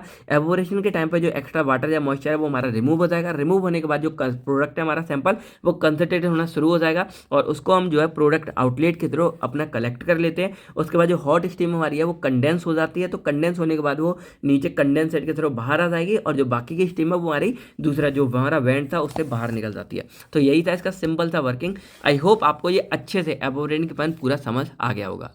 अब हम थोड़ा देख लेते हैं इसकी छोटी मगर मोटी बात है। शक्तिमान बताता है ना, ये भी बातें बहुत ज़रूरी होती है, ये हमें डिसीजन लेने में काफ़ी हेल्प करती हैं। तो इसके अगर हम एडवांटेजेस के बारे में बात करें तो इसकी कंस्ट्रक्शन काफ़ी सिंपल है, इजी, बहुत आसान है इसको यूज़ करना और मेंटेनेंस भी ज़्यादा कुछ टफ नहीं है। और ये स्मॉल और लार्ज दोनों लेवल पे काम आ जाएगा, यानी कि अगर आपको छोटे लेवल पे करना है तब भी प्रेजेंट है, लार्ज स्केल पे करना है तब भी प्रेजेंट है, और ये ज़्यादा एक्सपेंसिव नहीं होता है। उसके बाद इसके नुकसान क्या है कि इसमें जो ज़्यादा हीट सेंसिटिव मटेरियल है उसको हम एवोपरेट नहीं कर सकते क्योंकि ख़राब हो सकता है, और इसकी हीट इकोनॉमी कम है क्योंकि इसमें नुकसान भी काफ़ी हो जाता है, उड़ के ये सब थोड़ा हो जाता है। यूजेस के बारे में बात करें तो ये हम जो कंसंट्रेट करने के लिए जो एक्वस एक्सट्रैक्ट होते हैं, यानी कि पेड़ पौधे किसी से आप इसको एक्सट्रैक्ट बनाते हो तब आप इसका इस्तेमाल कर सकते हो। जो थर्मोस्टेबल यहाँ पे लिकर्स वगैरह लिखा हुआ है, जो थर्मोस्टेबल है यानी कि जो हीट पे खराब नहीं होते हैं, उनके लिए हम इनका इस्तेमाल कर सकते हैं, क्योंकि इसमें हीट बहुत ज़्यादा मात्रा में हो जाती है, इसलिए जो हीट सेंसिटिव मटेरियल है वो खराब हो सकते हैं, तो हम इनमें इसका इस्तेमाल करते हैं। अब देखो ये छोटी मगर मोटी बातों से क्या समझ आया, क्योंकि एक तो ये हीट सेंसिटिव के लिए इस्तेमाल नहीं कर सकते, तो इसमें हम जो थर्मोस्टेबल हैं, जो हीट में खराब नहीं होते हैं, उनमें हम इसका इस्तेमाल करेंगे। ये आपको इसका यूज़ और ये पता चल गया। बाकी सिंपल है, यूज़ आराम से कर सकते हैं, स्मॉल लार्ज दोनों के लिए कर सकते हैं। ये सब इसकी बातें हो गई। तो अब हम बात करते हैं अपने next evaporator horizontal tube evaporator के बारे में। तो बाकी सारी बातें सेम आएंगी। पहली बात यह है कि ये हमारा एक shell and tube heat exchanger, जो आप लोगों ने देखा था पिछली हीट उसमें जो शेल एंड ट्यूब वाला हीट एक्सचेंजर था जिसमें इस तरह का बना हुआ था, उस जैसा था ये हमारा थोड़ा। इसके बाद ये हीट ट्रांसफर समय इस्तेमाल होता है। अब प्रिंसिपल वही है कि हमारा एवापोरेशन पे काम करता है। इसके अलावा वही होगा यहाँ पे कि देखो आप सिंपल ना डायग्राम देखोगे तो आपको समझ आ जाएगा। अब जैसे जो हमारा शेल एंड ट्यूब जो हीट एक्सचेंजर था उसमें क्या था, ये हमारे को शेल लगे हुए थे, यहाँ बीच में ट्यूब्स थी, यहाँ से पानी पास हो रहा था और हमारा गर्म हो रहा था। कुछ उसी सिद्धांत पे ये हमारा काम करता है। तो यहाँ पे क्या होगा, पहले हम इसकी थोड़ी बातें कर लेते हैं। तो प्रिंसिपल क्या है कि हमारे एवापोरेशन पे प्रिंसिपल पे सिद्धांत पे बेस है। यहाँ पे कुछ हमारे हॉरिजॉन्टली ट्यूब फिट होते हैं जो हीट को सप्लाई करने के लिए काम आते हैं। उसके बाद जो स्टीम होगी वो इन ट्यूब्स में पास की जाएगी और इसके बाद जो हमारा लिक्विड है वो इनसे हीट को एब्जॉर्ब करेगा और अपने आप को वेपर्स में कन्वर्ट करेगा। सेम क्या लिखा है यहाँ पे, कुछ आपको ये ट्यूब्स लगे हुए दिख रहे होंगे। इसमें हम क्या कर रहे हैं, यहाँ से हम गर्म वाली हीट को डालेंगे। हीट को डालने के बाद इधर से हम अपने सैंपल को पास करेंगे। सैंपल जब इनके चारों तरफ घूमेगा तो घूमने के बाद क्या होगा, ये अंदर है यानी कि इस पूरे बॉक्स के अंदर है। जब इनके चारों तरफ घूमेगा तो इनकी हीट को खुद एब्जॉर्ब कर लेगा और एब्जॉर्ब करने के बाद अपने आप को गर्म करेगा और गर्म करने के बाद यहाँ से एवापोरेट होकर वेपर्स में कन्वर्ट हो जाता है। और हमारा मेन काम क्या है कि हमको एवापोरेशन करानी है, तो वो ये काम कर देता है। तो यही था हमारा हॉरिजॉन्टल ट्यूब एवापोरेटर। हॉरिजॉन्टल हमारा देखो ये जो होता है ऐसा, ये हमारा होता है हॉरिजॉन्टल, ये हमारा होता है वर्टिकल। तो यहाँ पे ये हमारा क्या है, हॉरिजॉन्टल है, जो इस तरह आपको दिख रहा होगा, इसीलिए इसका नाम हॉरिजॉन्टल ट्यूब ऑपरेटर है। अब इसके कंस्ट्रक्शन के बारे में बात करें तो इसमें एक लार्ज सिलिंड्रिकल बॉडी होती है जिसमें कुछ ट्यूब्स होते हैं जो सिलिंड्रिकली हॉरिजॉन्टली फिट होते हैं। लगभग 1 से 2 इंच इनका डायमीटर होता है और ये कास्ट आयरन या फिर प्लेट स्टील के बने होते हैं। देखो ये सब बातें आप यहाँ पे पढ़ भी सकते हो, अभी आपको मेन समझना है तो वो आप समझ लो, क्योंकि भाई इंजीनियरिंग में कुछ है ही नहीं, सारे इंस्ट्रूमेंट है और यही है। आपको अगर ये मेन डायग्राम देखो, डायग्राम सबसे ज़्यादा मोस्ट इंपॉर्टेंट है। अगर आपको ये याद रह गया कि किसका कौन सा डायग्राम है, आप इसी से सारी कहानी लिख दोगे। मेन क्या है, ये आपको डायग्राम याद है कि भाई हॉरिजॉन्टल ट्यूब एवापोरेटर का है। तो मेन है कि एवापोरेटर के अंदर आता है, हॉरिजॉन्टल ट्यूब है तो इसमें हॉरिजॉन्टल ट्यूब लगी हुई है। इसका प्रिंसिपल एवापोरेशन है, गर्म वाला हॉट स्टीम ठंडे वाले को स्टीम पास कर देगा, हॉट हीटिंग पास करेगा, वो एवापोरेट होकर वेपर्स में कन्वर्ट हो जाएगा। ये हो गया कंस्ट्रक्शन। यहाँ पे इस तरह की हमारी 3 से 4 ट्यूब लगी होंगी। ट्यूब का साइज 1 से 2 इंच डायमीटर होगा, लगभग 1 से वाइड होगा, 2 से 4 मीटर करीब लॉन्ग होगा। ये कुछ बातें हो गई। इसके बाद इसमें एक इनलेट का फीड हो गया, एक ये हमारा प्रोडक्ट का फीड हो गया, ये स्टीम का इनलेट हो गया, ये आउट हो गया स्टीम का। इस तरह आप सारी बातें लिख सकते हो। अब इसकी अगर वर्किंग के बारे में बात करें तो सबसे पहले आपको क्या करना है, इसमें जो फीड होगा उसको आप यहाँ पे इनलेट कर दोगे। जब फीड हमारा यहाँ पे आ जाएगा तो फीड हमारे यहाँ पूरा पहुंच गया। उसके बाद क्या करना है, जो सैंपल हमारा होगा वो हमारा हीट को एब्जॉर्ब करेगा। लेकिन उससे पहले देखो, पहला काम हमारा प्रोडक्ट यहाँ पे आ गया, दूसरा काम हम यहाँ पे स्टीम को इनलेट करते हैं। तो फीड इनलेट और स्टीम इनलेट दोनों काम हम यहाँ साथ में कर देते हैं। तो ये हमारा पूरा गरम गरम यहाँ पे स्टीम आ गया और ये हमारा लिक्विड आ गया। अब क्या होगा, जैसे ये लिक्विड हमारे यहाँ पे घूमेगा, इस पूरे में घूमेगा, तो घूमने के बाद क्या होगा, यहाँ पे कि जो हमारी इसकी हीट है वो हमारी क्या होगी, यहाँ पे एब्जॉर्ब कर ली जाएगी। बाकी अब हम बात करें अगर सिंपल इसके प्रिंसिपल के बारे में, तो यहाँ पे क्या करना है, देखो सबसे पहले आपको जहाँ पे जो फीड होगा यानी कि जो आपका सैंपल है जिसको कंसंट्रेट करना है उसको आप यहाँ पे इंट्रोड्यूस करोगे। जब यहाँ पे इंट्रोड्यूस हो जाएगा, पूरे में पहुँच जाएगा, उसके बाद यहाँ से आप जो आपकी हीट होगी उसको आप यहाँ पे इंट्रोड्यूस कर दोगे स्टीम को। ठीक है, तो यहाँ से हमारा सैंपल आ गया, यहाँ से हमारी स्टीम आ गई और इसमें पूरी घूम रही है। अब की देखो आपको पता है कि इंट्रैक्शन होगा। अब क्या होगा, ये जो ठंडा वाला लिक्विड है वो इस वाले यानी कि जो हमारी स्टीम है इसके चारों तरफ घूमेगा और जब घूमेगा तो जो स्टीम में हमारी हीट है वो क्या करेगी, अपनी हीट को इधर ट्रांसफर करेगी और जब हीट को ट्रांसफर करेगी तो ये जो हमारा लिक्विड है ठंडा वाला, ये इस हीट को एब्जॉर्ब करेगा और जब एब्जॉर्ब करेगा तो अपने पूरे टेम्परेचर को इंक्रीज करेगा और धीरे धीरे क्या होगा, जब पूरा का पूरा लिक्विड गर्म हो जाएगा देन उसके बाद क्या करता है, वो अपने स्टेट को चेंज करेगा और अपने आप को वेपर्स में कन्वर्ट करना शुरू कर देगा। और जब ये हमारे वेपर्स में बनना इस तरह का शुरू हो जाएगा तो वेपर्स में बनते बनते क्या होगा, वो हमारे यहाँ से जो वेपर्स होंगे वो हम कलेक्ट कर लेंगे। उसके बाद क्या होगा, धीरे धीरे हम इसको जितने मात्रा में हमें इसको कंसंट्रेट करना है यानी कि गाढ़ा करना है, तब तक हम इस प्रोसेस को चलाते रहेंगे। जैसे हमको लग गया कि भाई हमको डिजायर्ड प्रोडक्ट मिल गया, जैसे आप लोग दूध से जब खोया बनाते हो तो आप कितना गर्म करते हो ये आपके ऊपर, आपको कितना गाढ़ा खोया बनाना है। आप लोग सब्जी बनाते हो तो आपको कितनी तरी वाली रखनी है, कितनी गाढ़ी रखनी है, ये आपके ऊपर डिपेंड करता है। तो जब आपको जितना बनाना हो उतना आप बनाने के बाद उसको वहाँ पे छोड़ दोगे और इसको सबको बंद करने के बाद आप इस वाले प्रोडक्ट यानी कि ये जो है इसको आप हटाओगे तो आपको नीचे से जो कंसनट्रेटेड वाला प्रोडक्ट है वो आपको मिल जाएगा। इसके अलावा जो स्टीम यहाँ से गर्म जाके यहाँ से मतलब गर्म बाहर निकल रही थी, तो जो स्टीम हमारी इसको पास करने के बाद ठंडी हो रही थी वो हमारी यहाँ से कलेक्ट हो जाती है। तो ये भी कोई टेंशन नहीं है कि भाई स्टीम कहाँ जा रही है, ये कंडेंसर, क्योंकि भाई ये तो होना ही है। अगर स्टीम अपनी हीट को इधर ठंडे पे मतलब लिक्विड ठंडे पे गर्म वो करेगी, ट्रांसफर करेगी, तो थोड़ी बहुत स्टीम खुद भी ठंडी होती है और ठंडी अगर स्टीम हो गई तो वो अपने आप को लिक्विड में कन्वर्ट कर देती है और उसी लिक्विड को हम कंडेंसेट बोलते हैं जो हम यहाँ से कलेक्ट कर लेते हैं। तो ये पूरा सेम प्रोसेस आपको यहाँ पे समझ आ रहा होगा। बाकी इसके कुछ एडवांटेज फायदे नुकसान क्या है, तो ये इजी टू इंस्टॉल है, ऑपरेट करना आसान है, एक्सपेंसिव भी नहीं है ज़्यादा, और ये नॉन जो बिस्कस लिक्विड होते हैं यानी कि जो ज़्यादा गाढ़े नहीं होते हैं उनके लिए हम इसका इस्तेमाल करते हैं। अब इसका नुकसान भी यही है कि ये सिर्फ और सिर्फ हमारे नॉन विस्कस लिक्विड के लिए है, यानी कि जो लिक्विड हमारे ज़्यादा गाढ़े होंगे उन पर हम इसका इस्तेमाल नहीं कर सकते। इसके अलावा इसमें भी जो हमारे हीट सेंसिटिव मटेरियल है उनको हम यहाँ पे इस्तेमाल नहीं कर सकते। अब इसके यूजेस के बारे में बात करें तो ये हमारा एवोपरेट करने में इस्तेमाल किया जाता है जो नॉन विस्कस सॉल्यूशन होते हैं उनको। तो आई होप आपको ये भी समझ आ गया होगा। तो ये हमारा हॉरिजॉन्टल ट्यूब था। अब इसी तरह जो हमारा देखो यहाँ पे जो एवोपरेटर थे हमने देखे थे, तो एवोपरेटर के अंदर हमारे क्या आ रहे थे, कुछ हमारे क्लेमिंग फिल्म भी था। तो हॉरिजॉन्टल की तरह ही क्लेमिंग हमारा होता है, बस उसमें जो ये लगे हैं इस तरह लगे होते हैं। लॉन्ग वीडियो में आप जाके एक बार देख लेना। और इसके बाद हमारा नेक्स्ट आता है फोर्स सर्कुलेशन एवोपरेटर। अब फोर्स सर्कुलेशन एवोपरेटर का आप एक बार डायग्राम देखो। अब ये डायग्राम आपको अगर आप ध्यान से देखोगे तो अगर आपने क्लेमिंग फिल्म वाला पढ़ा होगा जो हमने यहाँ कवर नहीं किया है उसके जैसा देखने को है, तो अगर आता है तो कुछ इसी तरह का हमारा ये सेम सेम देखने को मिलता है। ठीक है, अब हम बात करते हैं फोर्स सर्कुलेशन एवोपरेटर के बारे में। तो देखो इसके नाम में क्या है, फोर्स सर्कुलेशन एवोपरेटर है। इसका मतलब क्या कि भाई ये भी एवोपरेट करेगा, जो हमारा लिक्विड गर्म मतलब जो हमारा लिक्विड हम लेंगे उसको एवोपरेट करके हमारा कंसंट्रेटेड प्रोडक्ट हमको प्रोवाइड करेगा। लेकिन यहाँ पे फोर्स सर्कुलेशन का मतलब क्या है कि हम इसकी स्पीड को बढ़ाएंगे। अब इसमें क्या होता है ना, इसका फ़ायदा क्या है भाई, इसका इस्तेमाल क्या कर रहा है ये देखते हैं। अब नॉर्मल मान लो कि सर्दियों का टाइम है और आप लोग यहाँ पे मान लो ये खड़े हुए हो, आप इसको मैं थोड़ा और हाईलाइट करता हूँ। मान लो आप ये लोग खड़े हुए हो और आपको रेस लगानी है। ठीक है, और लगभग मान लो कि बहुत ज़्यादा सर्दी आपको लग रही थी, लेकिन आप वॉकिंग धीरे धीरे शुरू करोगे, आपको थोड़ी गर्मी लगना शुरू होगी। अब आप यहाँ पे दौड़ते हुए जा रहे हो, स्प्रिंट लगाई होगी आप लोगों ने, यानी कि बहुत तेज़ दौड़ते हुए जा रहे हो। मान लो आप यहाँ पे 100 मीटर दौड़े। अब 100 मीटर दौड़ने के बाद जब आप यहाँ पे रुकोगे ना, एकदम देखते हो कि आपकी बॉडी में ना एकदम गर्मी क्रिएट हो रही है, यानी कि आप हीट निकालते हो, यानी कि आपकी बॉडी से हीट निकलती है, पसीना आता है, गर्मी निकलती है। तो यहाँ पे क्या है कि आपकी बॉडी से क्या है, हीट बाहर निकल रही है।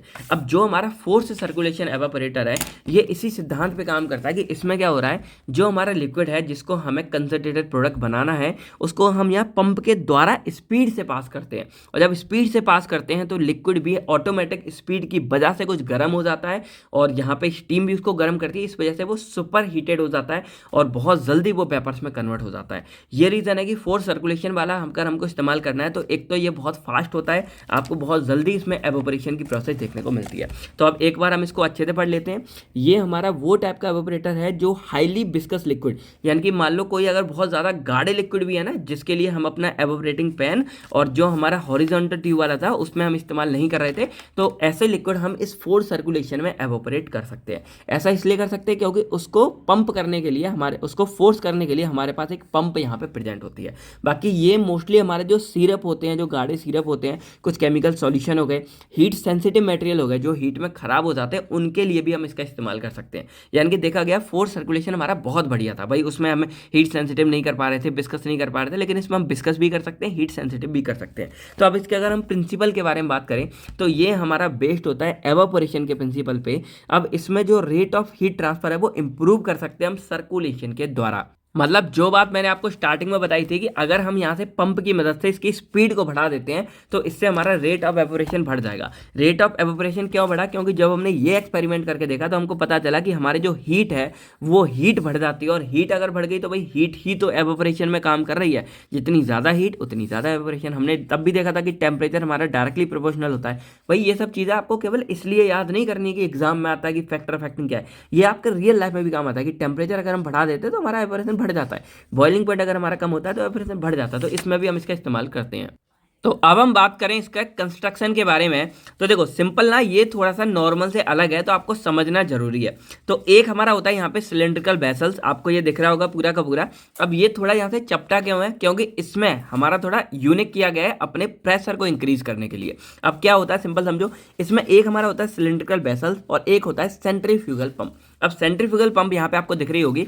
अब यहाँ सिंबल समझ लो, ये हमारा सिलेंडर बेसल्स हो गया, ये हमारी जहाँ पे लगी है ये हमारी होगी सेंट्रीफ्यूगल पंप, मतलब जो थोड़ा इस तरह करके, थोड़ा इस तरह।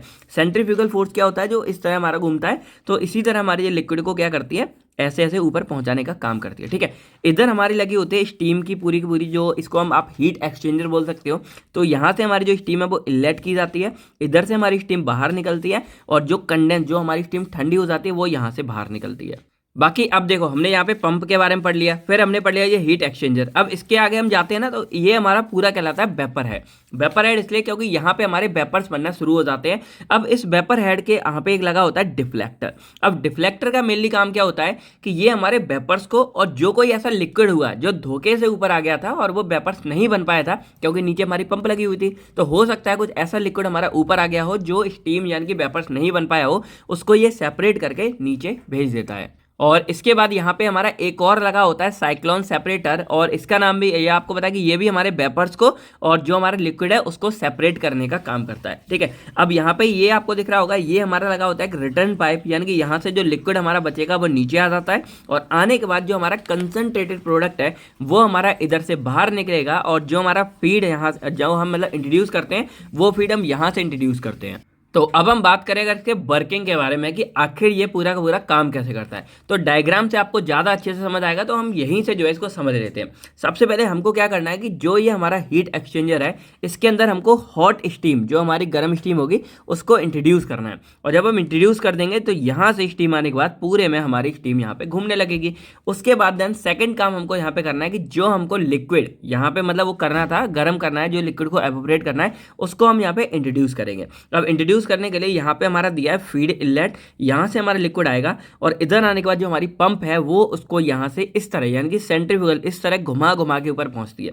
अब मैंने आपको क्या बताया कि इस वजह से जो इसकी स्पीड है वो हमारी यहाँ पे हाई हो जाती है। अब जो हम यहाँ पे ये आपको इस तरह चौकोर नहीं होता, ये हमारा सिलेंड्रिकल होता है, यानी कि इस तरह से गोल होगा, तो आराम से हमारे जो लिक्विड है वो यहाँ पे घूमना शुरू कर देता है। अब जब घूमेगा तो एक तो उसकी स्पीड हो गई घूमने की, ठीक है, फेंका जा रहा है एक तरह से, मान लो ऊपर फेंक रहा है इसको, ठीक है, तो एक तो ये स्पीड हो गई। दूसरा जो हमारा ये स्टीम है इसके साथ ये कांटेक्ट में आएगा, और जब आएगा तो इधर की जो हीट है हमारी वो इधर क्या होगी, ट्रांसफर करी जाएगी, और ये हीट हमारी इधर इंट्रोड्यूस होगी, तो ये जो लिक्विड है ये गर्म होना शुरू हो गया, और गर्म होते होते ये इस तरह घूम रहा है, तो ये क्या करेगा, अपने आप को वेपर्स में कन्वर्ट कर लेगा। और जब ये हमारा वेपर्स में कन्वर्ट हो जाएगा तो वेपर्स यहाँ पे पहुंचेंगे, और वेपर्स के बाद क्या होगा, जो हमारे वेपर्स होंगे वो इजीली, जो हमारे कन्वर्ट होगा वो इजीली यहाँ से ऊपर जाके यहाँ पे पहुंच जाते हैं। अब इसके बाद क्या होता है, वेपर्स ऊपर पहुंच गए, अब जो हमारा लिक्विड, जो मतलब ऐसा लिक्विड मान लो जो वेपर्स नहीं बन पाया होगा, वो भी तो वापस आना है, तो यहाँ से तो हवा ऊपर चल रही है, तो वो यहाँ से तो वापस आ नहीं सकता, तो वो जो हमारा लिक्विड एक्स्ट्रा वाला होगा वो इस वाला, यानी कि ये जो आपको दिख रहा है कनेक्शन,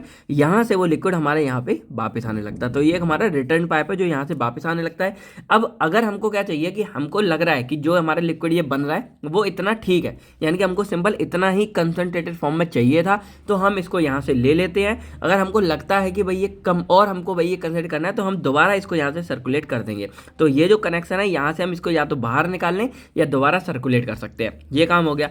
अब जो हमारे वेपर्स हैं वो यहाँ से जा रहे हैं, तो वेपर्स जाने के बाद इस साइक्लोन सेपरेटर में चले जाते हैं। अब जो हमारा साइक्लोन सेपरेटर है उसको पता है वो भी हमारा सेपरेट करेगा, तो वो क्या करेगा, अब इसमें देखो जो हमारे वेपर्स है, यानी कि जो यहाँ से आए हैं, जो वेपर्स बने रह गए वो तो हमारे वेपर्स के थ्रू आउट यानी कि बाहर निकल जाते हैं, और जो वेपर्स में कुछ ठंडा हो गया या जो मतलब कंडेंस होना शुरू हो जाएगा, वो हमारे यहाँ सर्कुलेट होते होते धीरे धीरे यहाँ से मिलना शुरू हो जाएगा, तो वो भी हमारा यहाँ से आ जाएगा और इधर आ जाएगा। तो ओवरऑल क्या होगा कि हमको जो प्रोडक्ट है वो हमको हर बार क्या हो रहा था कि प्रोडक्ट हमें यहाँ नीचे से ही मिल जाता था कंसंट्रेटेड फॉर्म में, लेकिन यहाँ पे क्या है, प्रोडक्ट हमें यहाँ से नहीं मिल रहा, प्रोडक्ट को एक बार हमारा ऊपर जाना ही पड़ेगा, उसको वेपर्स में बनना ही पड़ेगा, उसके बाद वो कंसेंट यानी कि सॉफ्ट हो के हमारा कंडेंस होके वो हमें लिक्विड फॉर्म में यहाँ पे मिल जाएगा, देन वो हमारा नीचे आ जाएगा। अब हमको और अगर उसको गाढ़ा बनाना हो तो हम इसको रिपीट कर देंगे प्रोसेस को, और अगर नहीं बनाना तो हम यहाँ से कंसेंट्रेटेड फॉर्म से बाहर निकाल देते हैं। तो सिंपल हमारे क्या क्या स्टेप हो जाएंगे, पहले हम स्टीम को इंट्रोड्यूस करेंगे, फिर हम यहाँ से फीड को इंट्रोड्यूस करेंगे, फिर पंप की तरह उसको ऊपर भेजेंगे।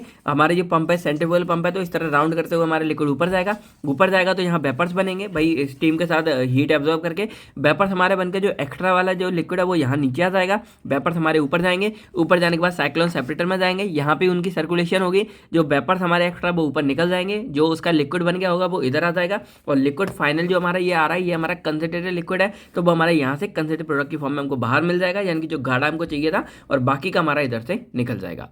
तो आई होप आपको इसकी वर्किंग अच्छे से समझ आ गई होगी। अब हम बात करते हैं इसकी छोटी मगर मोटी बातों के बारे में। तो अगर एडवांटेजेस के बारे में जाने तो वही है कि ये रैपिड होता है और हाई हीट ट्रांसफर होता है, जो मैंने आपको बता दिया, क्योंकि इसमें लिक्विड हमारा मूवमेंट करता है, हाई मूवमेंट करता है। उसके बाद जो हाईली विस्कस प्रिपरेशन है उनके लिए भी ये काफ़ी अच्छे हैं, क्योंकि देखो विस्कस क्या होता है गाढ़ा, और वो हमारा ऊपर मूवमेंट नहीं कर पाता, लेकिन इसमें क्या है कि पंप है वो इसको भेज रही है और इसको ऐसे राउंड राउंड और कर रही है सर्कुलेट, इससे वो और हल्के होकर हमारे अच्छे से मूवमेंट कर पा रहे हैं। इसके बाद डिसएडवांटेज क्या है कि ये एक्सपेंसिव है, क्योंकि एक तो इसमें पंप लगी है, तो आगे इसमें पावर वगैरह एक्स्ट्रा चाहिए सर्कुलेट करने के लिए, तो ये एक्सपेंसिव हो जाते हैं। बाकी इसमें क्या है कि ये रिड्यूस प्रेशर का इस्तेमाल करता है, तो जो थर्मोलाइबल सब्सटेंसेज है, यानी कि क्योंकि यहाँ पे ऐसा नहीं है कि हीट बहुत ज़्यादा दी जा रही है, यहाँ पे क्या है जो मैंने बोला ना, हीट हमारी इस तरह करके बढ़ रही है, हीट सर्कुलेशन से बढ़ रही है, तो जो हीट में ज़्यादा खराब हो जाते हैं वो सब्सटेंस भी हमारे यहाँ पे काम कर जाएंगे, क्योंकि उनको मूवमेंट बढ़ा के हम उनकी हीट रेट को बढ़ा रहे हैं, ऐसे नहीं बढ़ा रहे, ठीक है। उसके बाद यहाँ पे use for the concentration of insulin and liver extract, जो हमारे बॉडी में इंसुलिन या लीवर एक्सट्रैक्ट किया जाता है, जानवर से एनिमल से किया जाता है, उन समय पर हम इसका इस्तेमाल करते हैं। तो अब हम बात करते हैं अपने एवापोरेटर का लास्ट टॉपिक, मल्टीपल इफेक्ट एवापोरेटर्स के बारे में। अब देखो इसके ना नाम से समझ आ रहा है क्या है, मल्टीपल इफेक्ट एवापोरेटर, यानी कि जैसे अब तक जो हम एवापोरेटर पढ़ते आ रहे थे वो हमारे सिंगल इफेक्ट वाले थे। इसका मतलब क्या है, आप लोग जैसे देख रहे थे तो ये है हमारा हॉरिजॉन्टल वाला हो गया या वर्टिकल या ये फोर्स सर्कुलेशन, तो यहाँ पे सिर्फ एक एवापोरेटर है जो हमारा यहाँ पे पूरे प्रोसेस को परफॉर्म कर रहा है। लेकिन अगर हम यहीं पे बात करें अपने मल्टीपल इफेक्ट एवापोरेटर के बारे में, तो इसके नाम से समझ के आ रहा है कि यहाँ पे देखो 3 हमारे सिलिंड्रिकल वेसल्स लगे हैं और 3 जगह पे हमारी यहाँ पे एवापोरेशन प्रोसेस हो रही है। तो यहाँ पे एक्चुअल में क्या बताया जा रहा है कि हम जो एक प्रोसेस कर रहे थे उसको हमने यहाँ पे 3 बार, एक साथ 3 बार कर रहे हैं, मतलब 3 साइमल्टेनियसली कर रहे हैं। इससे हमारा जो एवापोरेशन का रेट है वो भी बढ़ जाएगा और हम काफ़ी अच्छी एवापोरेशन कर सकते हैं। बाकी कैसे क्या करता है वो अभी हम यहाँ समझने वाले हैं। तो अगर थोड़ा सा हम बात करें इसके बारे में, तो इसको हम जो है ट्रिपल इफेक्ट एवापोरेटर नाम से भी जानते हैं। अब देखो यहाँ पे ट्रिपल हमने इसलिए बोला क्योंकि हमने 3 लिए हैं, वैसे कई जगह ये 2 भी हो सकते हैं, कई जगह ये 4 भी हो सकते हैं, कई जगह 5 भी हो सकते हैं। कुछ नहीं करना है, एक दूसरे से इसको बस कनेक्ट कर देना है, तो वो आप यहाँ आराम से कर सकते हो। तो एक और नाम अगर कभी आता है ट्रिपल इफेक्ट एवापोरेटर, तो आप इसी के बारे में यहाँ लिख के आना। अब देखो ये हमारा टाइप ऑफ एवापोरेटर है जिसमें सीरीज, यानी कि यहाँ पे क्या होता है कि हमने वेसल्स है उनको कनेक्ट कर रखा है आपस में। अब किस तरह से काम करते हैं वो हम आगे अभी समझने वाले हैं। बाकी ये भी हमारा बहुत वाइडली इस्तेमाल किया जाता है हमारी इंडस्ट्री, जैसे फूड इंडस्ट्री हो गई, केमिकल इंडस्ट्री या फार्मास्यूटिकल्स में ये सारा कुछ इस्तेमाल किया जाता है। अब इसके प्रिंसिपल के बारे में बात करते हैं कि किस सिद्धांत पे हमारा ये वाला प्रिंसिपल काम करता है। तो देखो मेन तो हमारा ये है कि ये हमारा एक तो हीट ट्रांसफर पे, ये तो हमको पता है, दूसरा मेन हमारा एवापोरेशन, और थर्ड हमारा वेपर कंप्रेशन। ये 3 चीज़ों पे, मतलब 3 मेनली बातों पे काम करता है। सबसे इंपॉर्टेंट हमारा एवापोरेशन है। अब एवापोरेशन को करने के लिए हम हीट ट्रांसफर का इस्तेमाल करते हैं, और इस एवापोरेशन के रेट को इंक्रीज करने के लिए हम यहाँ पे वेपर कंप्रेशन का भी इस्तेमाल करते हैं। कैसे क्या होता है अभी आप यहाँ पे समझ जाओगे। अब ये सीन कुछ आपको याद आया देख के? आप लोगों ने धमाल मूवी तो देखी होगी, तो उसमें कहते हैं कि आदि के जो गले में माल है वो ऊपर क्रॉस करके मेरे में है, यहाँ से गया वो मानव के में। तो ये कुछ सीन आपको याद आया होगा। कुछ इसी तरह का आप समझ सकते हो कि यहाँ पे हमारा आता है मल्टीपल इफेक्ट एवापोरेटर। अब इसमें हो तो एवापोरेशन रही है, लेकिन किस तरह हो रही है यहाँ पे कि यहाँ पे 3 हमारे सिलिंड्रिकल वेसल्स है। अब क्या हो रहा है यहाँ पे, सिंपल अगर देसी भाषा में समझे तो ये हमारा पहला, मान लो कि ये हमारा एक नॉर्मल, मतलब नॉर्मल हमारा एवापोरेटर है। यहाँ से हम स्टीम पास करते हैं और यहाँ पे हम लिक्विड डालते हैं जिसको हमें एवोपरेट करना है, यानी कि ये हमारा सॉल्यूशन है। अब क्या हो रहा है कि यहाँ से जो भी सॉल्यूशन हमारा बन रहा है, इससे जो वेपर्स बन रहे हैं वो दूसरे वाले एवोपरेटर में जाके एज अ स्टीम का काम कर रहे हैं। यानी कि यहाँ से हमने असली वाली स्टीम भरी, हॉट स्टीम। अब ये स्टीम ने क्या किया, इस पानी को वेपर्स में बनाया। अब ये जो वेपर्स बने ये दूसरे वाले में जाके एज अ स्टीम की तरह काम कर रहे हैं। फिर ये स्टीम इस वाले वेपर को काम करेगा और इस तरह करते हैं, यानी कि इसके गले का फंदा कहाँ जा रहा है, इसमें, और इसका इसमें जा रहा है। इस तरह ये तीनों आपस में कनेक्ट होते हैं। अगर अभी भी कन्फ्यूजन है तो परेशानी हो ना, अभी हम इसकी जब वर्किंग समझेंगे तो आपको अच्छे से समझ आ जाएगा। तो प्रिंसिपल मेनली यही कहता है कि ये हमारा एवोपरेशन पे डिपेंड है, एवोपरेशन हीट ट्रांसफर पे डिपेंड है, और वेपर प्रेशर एवोपरेशन को बढ़ाने का काम करता है। अब इसमें मेनली क्या है कि जैसे हमारा कोई भी प्रोडक्ट है उसको हम पहले इफेक्ट, यहाँ पे जो 3 हमारे वेसल्स हैं उनको ये इफेक्ट बोल रहे हैं। कैसे? अब जैसे एक में हमारा चलता है तो ये हमारा सिंगल इफेक्ट हो गया, अब ये एक और आगे कनेक्ट है तो ये डबल इफेक्ट हो गया, ये इसमें कनेक्ट है तो ट्रिपल इफेक्ट हो गया। इस तरह से हमारा ट्रिपल इफेक्ट एवोपरेटर कहलाता है। अब इसमें क्या है कि जैसे हम फीड को पहले इफेक्ट यानी कि इसमें डालते हैं, वो कन्वर्ट होता है वेपर्स में, और जो वेपर्स हैं वो दूसरे वाले इफेक्ट में एज अ स्टीम की तरह काम करते हैं। नहीं समझे? कोई बात नहीं, आगे हो जाएगा क्लियर। बाकी कंस्ट्रक्शन के बारे में अगर हम बात करें, पहले ये समझ लो इसको समझने से पहले। तो एक हमारा होता है सिलिंड्रिकल वेसल्स, आपको दिख रहा होगा अच्छे से, ठीक है। अब इसमें क्या है, इधर लगे हुए हैं स्टीम, यानी कि जो हमारा हीट एक्सचेंजर होता है वो यहाँ पे लगा हुआ है पूरा।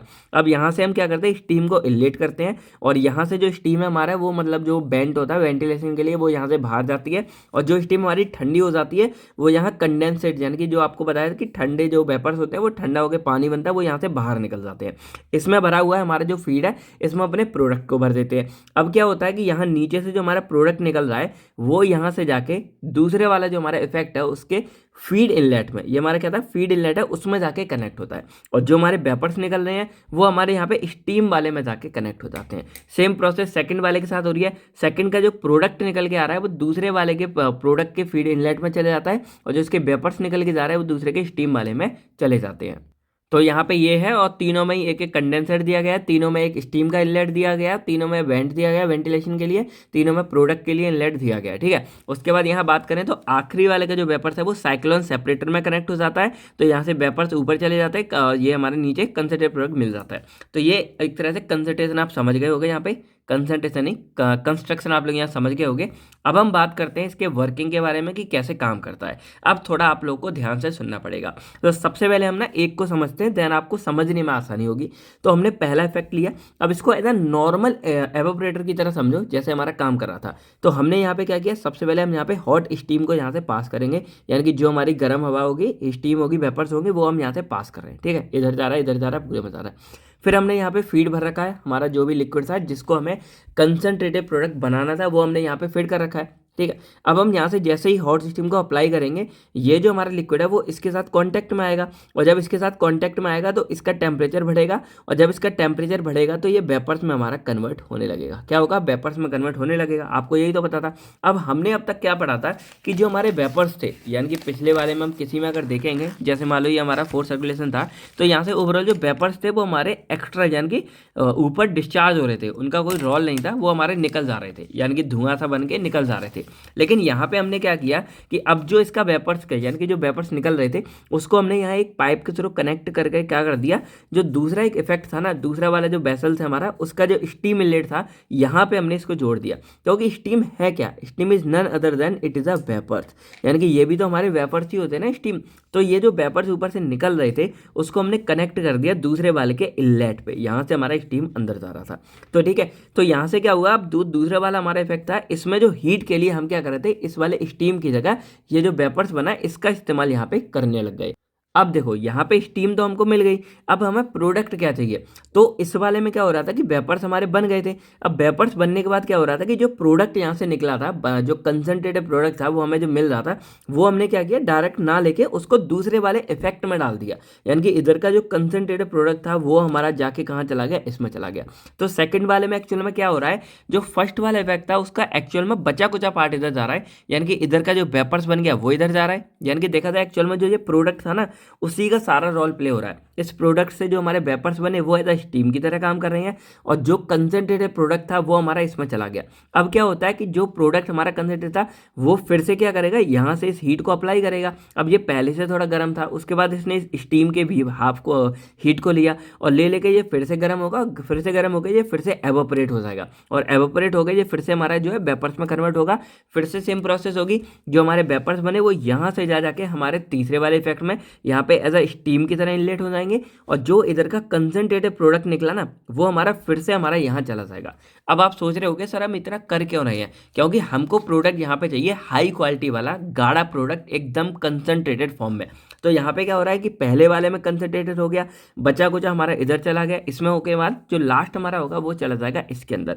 और इसमें भी सेम होगा, हमारी जो यहाँ की स्टीम आएगी वो इसको गर्म करेगी, उसके बाद ये प्रोडक्ट हमारे उसकी हीट को एब्जॉर्ब करेंगे, एब्जॉर्ब करने के बाद ये वेपर्स में कन्वर्ट हो जाएंगे और ये वेपर्स हमारे चले जाएंगे साइक्लोन सेपरेटर में।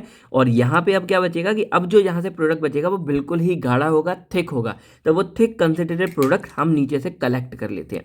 तो एक्चुअल में क्या होगा, ये हमारा कलेक्टिंग आउटलेट होगा और हमको यहाँ पे प्रोडक्ट देखने को मिल जाता है। अब एक बात और याद रखनी है, जितना स्टीम का प्रेशर यहाँ होगा उतना हमको यहाँ नहीं मिलेगा, क्योंकि यहाँ पे हमने ओरिजिनल स्टीम पास की थी, यहाँ हमारे जो वेपर्स थे वो आ रहे थे। अब इसके बाद जो कंसंट्रेटेड प्रोडक्ट था वो हमारे यहाँ आ रहा था, तो इससे वेपर्स भी इतने ज़्यादा अब नहीं बनेंगे। तो थर्ड वाले में जो हमारे ये वेपर्स आएगा वो इतना हाई क्वालिटी का प्रेशर क्रिएट नहीं कर पाएगा और जो प्रोडक्ट है वो भी हमारा कम आएगा। यानी कि हमको ये समझ आ रहा है कि जैसे हम इन चीज़ों को आगे बढ़ाते जा रहे हैं, हमारा जो ये पावर है इसकी वो हमारी कम होती जा रही है। तो मेन हमारा सबसे स्ट्रॉन्ग इसमें काम चलेगा, सबसे कम इसमें चलेगा, लेकिन ओवरऑल क्योंकि इसमें भाई कंसंट्रेटेड प्रोडक्ट ही मिल रहा है तो यहाँ पे हमें एक हाई क्वालिटी का प्रोडक्ट देखने को मिल जाता है। और आखिरी में जो हमारे वेपर्स हैं इसके वो यहाँ चले जाते हैं साइक्लोन सेपरेटर में, ये सेपरेट करके जो वेपर्स हैं उनको बाहर डिस्चार्ज कर देते हैं आखिरी में, और जो प्रोडक्ट है कंसंट्रेटेड वाला वो हमको यहाँ पे ठंडा हो गया वो हमको यहाँ देखने को मिल जाता है। तो इस तरह एक तो हमें प्रोडक्ट मेन यहाँ से मिल रहा है, बाकी कुछ कंडेंसेट हमको यहाँ देखने को मिल जाता है, तो इस तरह हमको यहाँ पे प्रोडक्ट देखने को मिल जाता है। और ये था हमारा पूरा कंबाइंड, मतलब एक तरह से क्या था, मल्टीपल इफेक्ट एवापोरेटर। और ये ट्रिपल वाला था क्योंकि हमारे 3 थे, अब इसमें 2 कर सकते हो और इसमें चाहो और भी ज़्यादा मिला सकते हो। तो ये था हमारा पूरा का पूरा, और यहाँ पे यही सारी बातें लिखी है। 3 सिलिंड्रिकल इफेक्ट या वेसल्स होते हैं जो सीरीज में कनेक्ट होते हैं, हीट एक्सचेंजर लगा होता है तीनों में, स्टीम इनलेट आउटलेट होता है, सारी वही बातें, कुछ भी ऐसा नहीं जो आपको अलग लगे। सॉल्यूशन सर्कुलेट किया जाता है पूरे में, कंट्रोल करने के लिए वाल्व्स होते हैं, पंप होती है, फर्स्ट वेसल्स है वो कनेक्ट होता है दूसरे वाले से, इस तरह सारा कुछ है। वर्किंग वही है पहले प्री, और इसमें एक और बात क्या है कि जो हम यहाँ पे सॉल्यूशन फिल कर रहे थे यहाँ पे, वो हमारा ऑलरेडी प्री हीटेड था, यानी कि थोड़ा सा गर्म था, इस वजह से हमको यहाँ से जो टेम्परेचर दे रहे थे वो ज़्यादा नहीं देना पड़ रहा था। और उसके बाद यहाँ भी ये गर्म हो गया, तो जो प्रोडक्ट निकला वो भी गर्म निकलेगा। तो इसमें भी जो हमारा सॉल्यूशन की एंट्री हो रही है वो भी हमारा प्री हीटेड है, यानी कि ऑलरेडी गर्म है। और जब ऑलरेडी जो लिक्विड हमारा गर्म है तो उसको बॉइलिंग पॉइंट तक पहुँचने में ज़्यादा टाइम नहीं लगेगा और उसको एवोपरेट होने में भी ज़्यादा टाइम नहीं लगेगा, इसीलिए ये प्रोसेस हमारी थोड़ी सी रैपिड भी हो जाती है। तो वही है कि प्री हीटेड सॉल्यूशन हमारा इसमें इंट्रोड्यूस किया जाता है, और उसके बाद यहाँ पे जैसे ही हम मतलब पूरा इफेक्ट हमारा चालू होता है स्टीम इंट्रोड्यूस करने के बाद, देन आगे ये हमारा पूरा चलता रहता है। ठीक है, तो इस तरह ये पूरा हमारा चलते चलते आखिरी में वही है कि जो हमारा डिजायर्ड कंसंट्रेटेड प्रोडक्ट है वो हमको देखने को मिल जाता है, और जो हमारे वेपर्स है वो हमारे ऊपर से, यानी कि जो सेपरेटर था उसके ऊपर से निकल जाते हैं। अब इसकी छोटी मगर मोटी बातों को देखा जाए तो यूजेस क्या हमारे, ये लार्ज स्केल पर हम इस्तेमाल कर सकते हैं, बाकी कंटिन्यूस ऑपरेशन को भी, यानी कि अगर हम इसको थोड़ा एडजस्ट कर देना तो कंटिन्यूसली हम इसको चला सकते हैं। इसके अलावा फूड प्रोसेसिंग हो गया, फार्मास्यूटिकल इंडस्ट्रीज हो गई और वेस्ट वाटर ट्रीटमेंट, इन सब में इसका इस्तेमाल किया जाता है। इसके फायदे नुकसान क्या है, तो एक तो एनर्जी एफिशिएंस है, यानी कि कम में ही भाई आप बहुत ज़्यादा कर सकते हो। आपने एक जगह स्टीम दिया, आप तीनों में काम चला रहे हो। हाई कंसंट्रेटेड प्रोडक्ट आपको बहुत ज़्यादा कंसंट्रेटेड फॉर्म में मिल जाएगा, और लो ऑपरेटिंग कॉस्ट है, तो ये महंगा, यानी कि हाई कैपिटल कॉस्ट है। इसके नुकसान क्या है कि भाई ये पूरा सिस्टम बनेगा नुकसानदायक, लेकिन इसको चलाने में आपकी इतनी लागत नहीं आएगी, क्योंकि एक जगह डाल रहे हो, आपका बाकी का फायदा चल रहा है। तो लो ऑपरेटिंग कॉस्ट है, लेकिन नुकसान क्या है, एक तो कॉम्प्लेक्स सिस्टम है, समझने में ही लोगों को दिक्कत हो जाती है, भाई इसमें काम कराना तो बहुत टफ है। उसके बाद हाई कैपिटल कॉस्ट है, यानी कि जो इनिशियल कॉस्ट है वो ज़्यादा है पड़ेगी, क्योंकि भाई यहाँ पे क्या है, आपको दो यहाँ पे मतलब 3 आपने वेसल्स लिए हुए हैं, ये सारा सिस्टम किया है, तो हाई कैपिटल कॉस्ट है, यानी कि इनिशियल कॉस्ट इसकी हाई होगी। तो ये था हमारा पूरा मल्टीपल इफेक्ट एवापोरेटर के बारे में। तो देखा जाए हमने अपने एवापोरेशन को कंप्लीट कवर कर लिया है, यहाँ पे हमारा सारा कुछ कंप्लीट हो चुका है। अब आप बताइए भाई आपको कैसा क्या लग रहा है। बाकी चलिए अब हम बात करते हैं अपने नेक्स्ट डिस्टिलेशन के बारे में। बात करते हैं इस यूनिट के लास्ट चैप्टर डिस्टिलेशन के बारे में, और इसी के साथ हमारी यूनिट सेकंड जो है कंप्लीटली कवर हो जाएगी। तो डिस्टिलेशन को समझना बहुत आसान है, पहले आप थोड़ा सा एग्जाम्पल देख लो, आपको बहुत मजा आएगा। अब मान लो कि मैंने यहाँ पे ये पेन रखे सारा कुछ, ठीक है, और मैंने इनको मिक्स कर दिया। अब मैं आपसे बोलता हूँ कि इनको आपको सेपरेट करना है, यानी कि अलग अलग करना है, तो आप इनको इजीली देख सकते हो। देखो ये आपने रेड पेन है, आपने अलग कर दी, ये ब्लू पेन है, आपने अलग कर दी, ये तो हमारी पेंसिल है, आपने अलग कर दी, ये आपका ब्लैक पेन है, अलग कर दिया, ये आपका स्केच है, अलग कर दिया। लेकिन वहीं अगर मैं आप लोगों के लिए कंडीशन बदल दूँ, तो अब मैं आपके सामने ये कंडीशन रखूँगी, मान लो इसमें पानी है, इसमें दूध है। अब ये रेड कलर थोड़ा रिफ्लेक्शन से दिख रहा है, अब ये दूध है, ये पानी है, ठीक है, दोनों लिक्विड हो गए। अब अगर मैं इनको यहाँ पे मिक्स कर दूँ, जैसे मैंने उनको किया था, ये मेरा मिक्स हो गया, इधर ये मिक्स हो गया, तो क्या अब आप इन दोनों को सेपरेट कर सकते हो? ये सोचने की बात है ना, वो तो चलो आपने सेपरेट कर दिया, लेकिन ये हमारे पास दूध हो गया दोनों, और ये अब मिक्स होके दोनों आपको दूध जैसे दिख रहे होंगे। तो क्या अब आप जो पानी था और जो दूध था उनको सेपरेट कर सकते हो? क्या ऐसा पॉसिबल है? जी हाँ दोस्तों, बिल्कुल पॉसिबल है। तो दोस्तों, जब हमारे पास ऐसी कंडीशन आती है, जब क्या हो रहा है कि मान लो एक हमारा ये ए पानी था, एक लिक्विड, एक हमारे पास बी दूसरा मान लो मिल्क था। तो जब दो लिक्विडों को आपस में मिक्स करने के बाद मान लो हमारा एक सॉल्यूशन बन जाता है, और अगर हमको इनको सेपरेट करना हो तो उस टाइम पर हम यूज करते हैं डिस्टिलेशन का। तो डिस्टिलेशन एक हमारी ऐसी प्रोसेस है जिसमें हम क्या कर सकते हैं, हम दो लिक्विड के मिक्सचर को सेपरेट कर सकते हैं, जो नॉर्मली फिजिकली तो आपके पास पॉसिबल नहीं है। जैसे अब ये था हमारे सामने, तो इस दूध पानी को हम नॉर्मली अब ऐसे अलग नहीं कर सकते, लेकिन हम यहाँ पे डिस्टिलेशन की मदद से इसको हम सेपरेट आउट कर सकते हैं। और मैं आपको किसी शॉर्ट में ये करके भी दिखाऊंगा, आप लोग कमेंट करके बताना, मैं इसको डेफिनेटली आपको करके दिखाऊंगा। अब कैसे अलग होगा इसको हम वीडियो में आज में जानते हैं, ठीक है। तो डिस्टिलेशन सिंबल क्या है कि it is a separation process, ये आपका हमारी सेपरेशन प्रोसेस होती है, जिसमें क्या है कि अगर कोई लिक्विड के मिक्सचर्स हैं, जैसे हमारा दूध और पानी दो लिक्विड के मिक्सचर हो गए, उनको हम सेपरेट आउट कर सकते हैं, उनको वेपर्स में कन्वर्ट करके। कैसे करते हैं आगे बताएंगे। तो ये जो सेपरेशन हमारा होता है, ये पॉसिबल किसकी वजह से है? बॉइलिंग पॉइंट की वजह से। तो बॉइलिंग पॉइंट में हमने क्या पढ़ा था कि बॉइलिंग पॉइंट किसी भी लिक्विड का वो टेम्परेचर है जिस टेम्परेचर पर वो लिक्विड क्या करेगा, अपनी स्टेट को चेंज करना शुरू कर देगा। अब जैसे मान लो ये अगर हमारा वाटर है, तो अब क्या करेंगे, जब हम इसको हीट प्रोवाइड करेंगे, तो जब हीट हमारी 100 डिग्री सेल्सियस पे पहुंचेगी, उससे पहले पे ही थोड़ा सा हमारा जो पानी है वो अपने आप को बॉयल करना स्टार्ट कर देगा। यानी कि क्या होगा, जो पानी है वो वेपर्स में कन्वर्ट होना शुरू हो जाएगा। तो ये हमारा बॉइलिंग पॉइंट है। अब क्या होता है कि जैसे जब हमारे दो लिक्विड आपस में मिक्स हो जाते हैं, तो दोनों लिक्विडों का जो बॉइलिंग पॉइंट है वो हमारा डिफरेंट डिफरेंट होता है। अब देखो, दूध के मामले में तो ये है कि जैसे पानी का हमारा 100 डिग्री है, तो जो मिल्क होता है ना उसका 100.5 डिग्री सेल्सियस होता है। ज़्यादा डिफरेंस नहीं होता है। लेकिन और अगर हम बाकी ले लें, जैसे मान लो एल्कोहल ले लेते हैं हम, या एक एसीटोन ले लेते हैं मान लो, तो एसीटोन का लगभग अप्रॉक्स 50 डिग्री या 52 डिग्री सेल्सियस होता है। अब एग्जांपल मान लो, अब मैंने क्या किया, मान लो कि मैंने वाटर और एसीटोन को मिक्स कर दिया, मैंने वाटर एसीटोन को मिक्स कर दिया। मान लो कि ये मेरा वाटर था, एग्जाम्पल के लिए लेते हैं, और ये मेरा एसीटोन था, ठीक है। अब ये दोनों मिक्स हो गए, एक मिक्सचर बन गया। अब दोनों मिक्सचरों को मैंने यहाँ पे ले लिया। अब मैं क्या करूँगा, यहाँ पे हीट करूँगा। तो हीट करने के बाद क्या होगा कि जैसे ही मेरा टेम्परेचर 52 डिग्री सेल्सियस पे पहुंचेगा, जो मेरा एसीटोन है वो यहाँ से वेपर्स में कन्वर्ट होना शुरू हो जाएगा।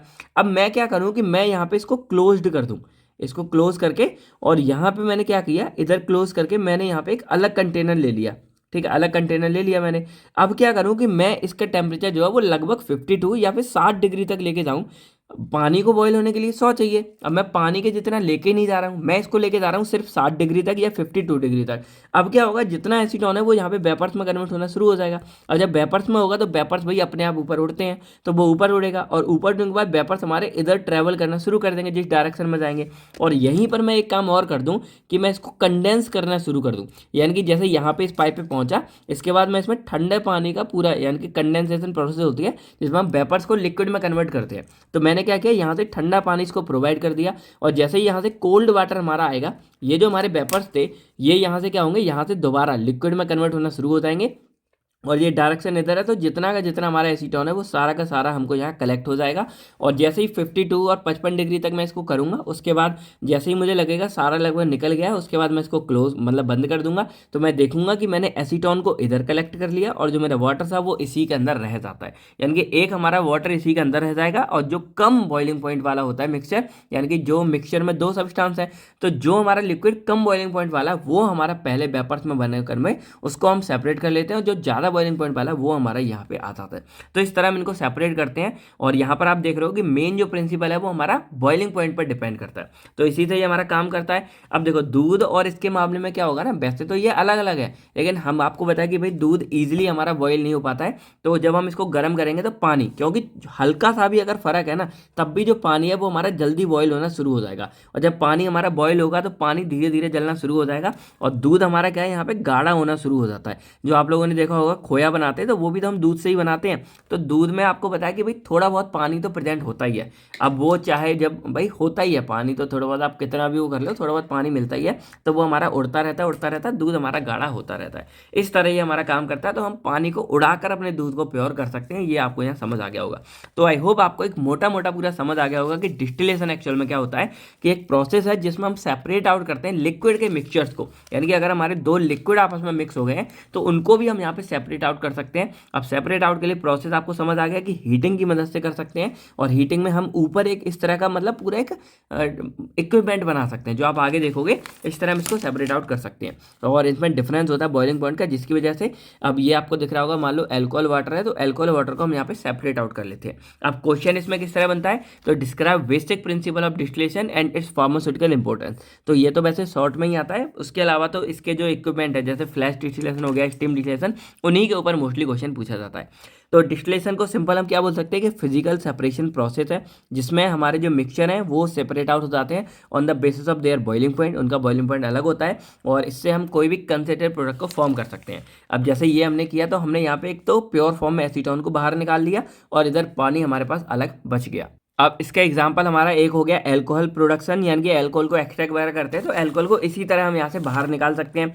वाटर को प्योरीफाई करने के लिए वाटर में अगर कोई भी गंदगी कुछ हो तो हम इस तरह उड़ा के उसको अलग कर सकते हैं। उसके बाद जो एपीआई हमारे होते हैं उनको प्योरीफाई कर सकते हैं। फिर इसके एग्जाम्पल देखो, ये तो प्रोसेस हो गए, क्या क्या कर सकते हैं। एग्जाम्पल सिंपल डिस्टिलेशन हो गया, फ्लैश डिस्टिलेशन हो गया, फ्रैक्शनल डिस्टिलेशन हो गया, मॉलिक्यूलर डिस्टिलेशन हो गया। ये कुछ ऐसी प्रोसेस हैं जो इसकी मदद से हम डिस्टिलेशन कर सकते हैं। इसके अलावा जो इसका बेसिक प्रिंसिपल था वो मैंने आपको पहले ही बता दिया कि इसमें क्या होता है, जैसे जो हमारे मिक्सचर है तो इनके जो अलग अलग कंपोनेंट है उनका अलग अलग बॉइलिंग पॉइंट होता है। जैसे हमने यहाँ वाटर और एसीटोन लिया तो वाटर का लगभग 100 डिग्री सेल्सियस है और एसीटोन का लगभग 52 डिग्री सेल्सियस है। तो अलग अलग यहाँ पे टेम्परेचर हो गया, बॉइलिंग पॉइंट हो गया। अब इसके बाद जब हम इनको यहाँ पे बॉयल करते हैं तो पहले हम क्या करेंगे, इसको 55 डिग्री से ज़्यादा लेके ही नहीं जाएंगे। तो उस पर क्या होगा, जितना भी एसीटोन है वो सारा का सारा यहाँ पे बॉयल होकर इधर इकट्ठा हो जाएगा, मतलब यहाँ से बॉयल हुआ और इधर से हमने इसको कंडेंस यानी कि ठंडा करके इधर हम लिक्विड बन जाएगा। तो ये वेपर्स हमारे लिक्विड में आके इधर इकट्ठा हो जाएंगे और जो वाटर है वो हमारा इधर का इधर रह जाता है। तो इस तरह हम इन दोनों को सेपरेट आउट कर सकते हैं। यही हमारा सिंपल बेसिक प्रिंसिपल इसका होता है।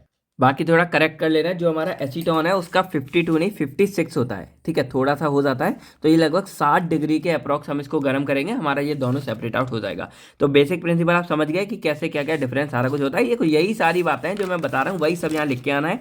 और एक डायग्राम इस तरह का बना के आ सकते हो कि जैसे मान लो ये हमारा होता है राउंड बॉटम फ्लास्क, इसमें ये मिक्सचर रेड और ब्लू कलर का है। हमने यहाँ से हीट प्रोवाइड की, हमने लिमिटेड हीट दी कि जो रेड वाला था हमारा कम बॉइलिंग पॉइंट वाला, वो हमारे जल्दी वेपराइज हो गया और ऊपर हमारा चला गया और उसको हमने यहाँ से अलग से कलेक्ट कर लिया लोअर बॉइलिंग पॉइंट वाला, और जो हायर बॉइलिंग पॉइंट वाला सब्सटेंस था वो हमारा यहाँ पे स्टेबल रह जाएगा।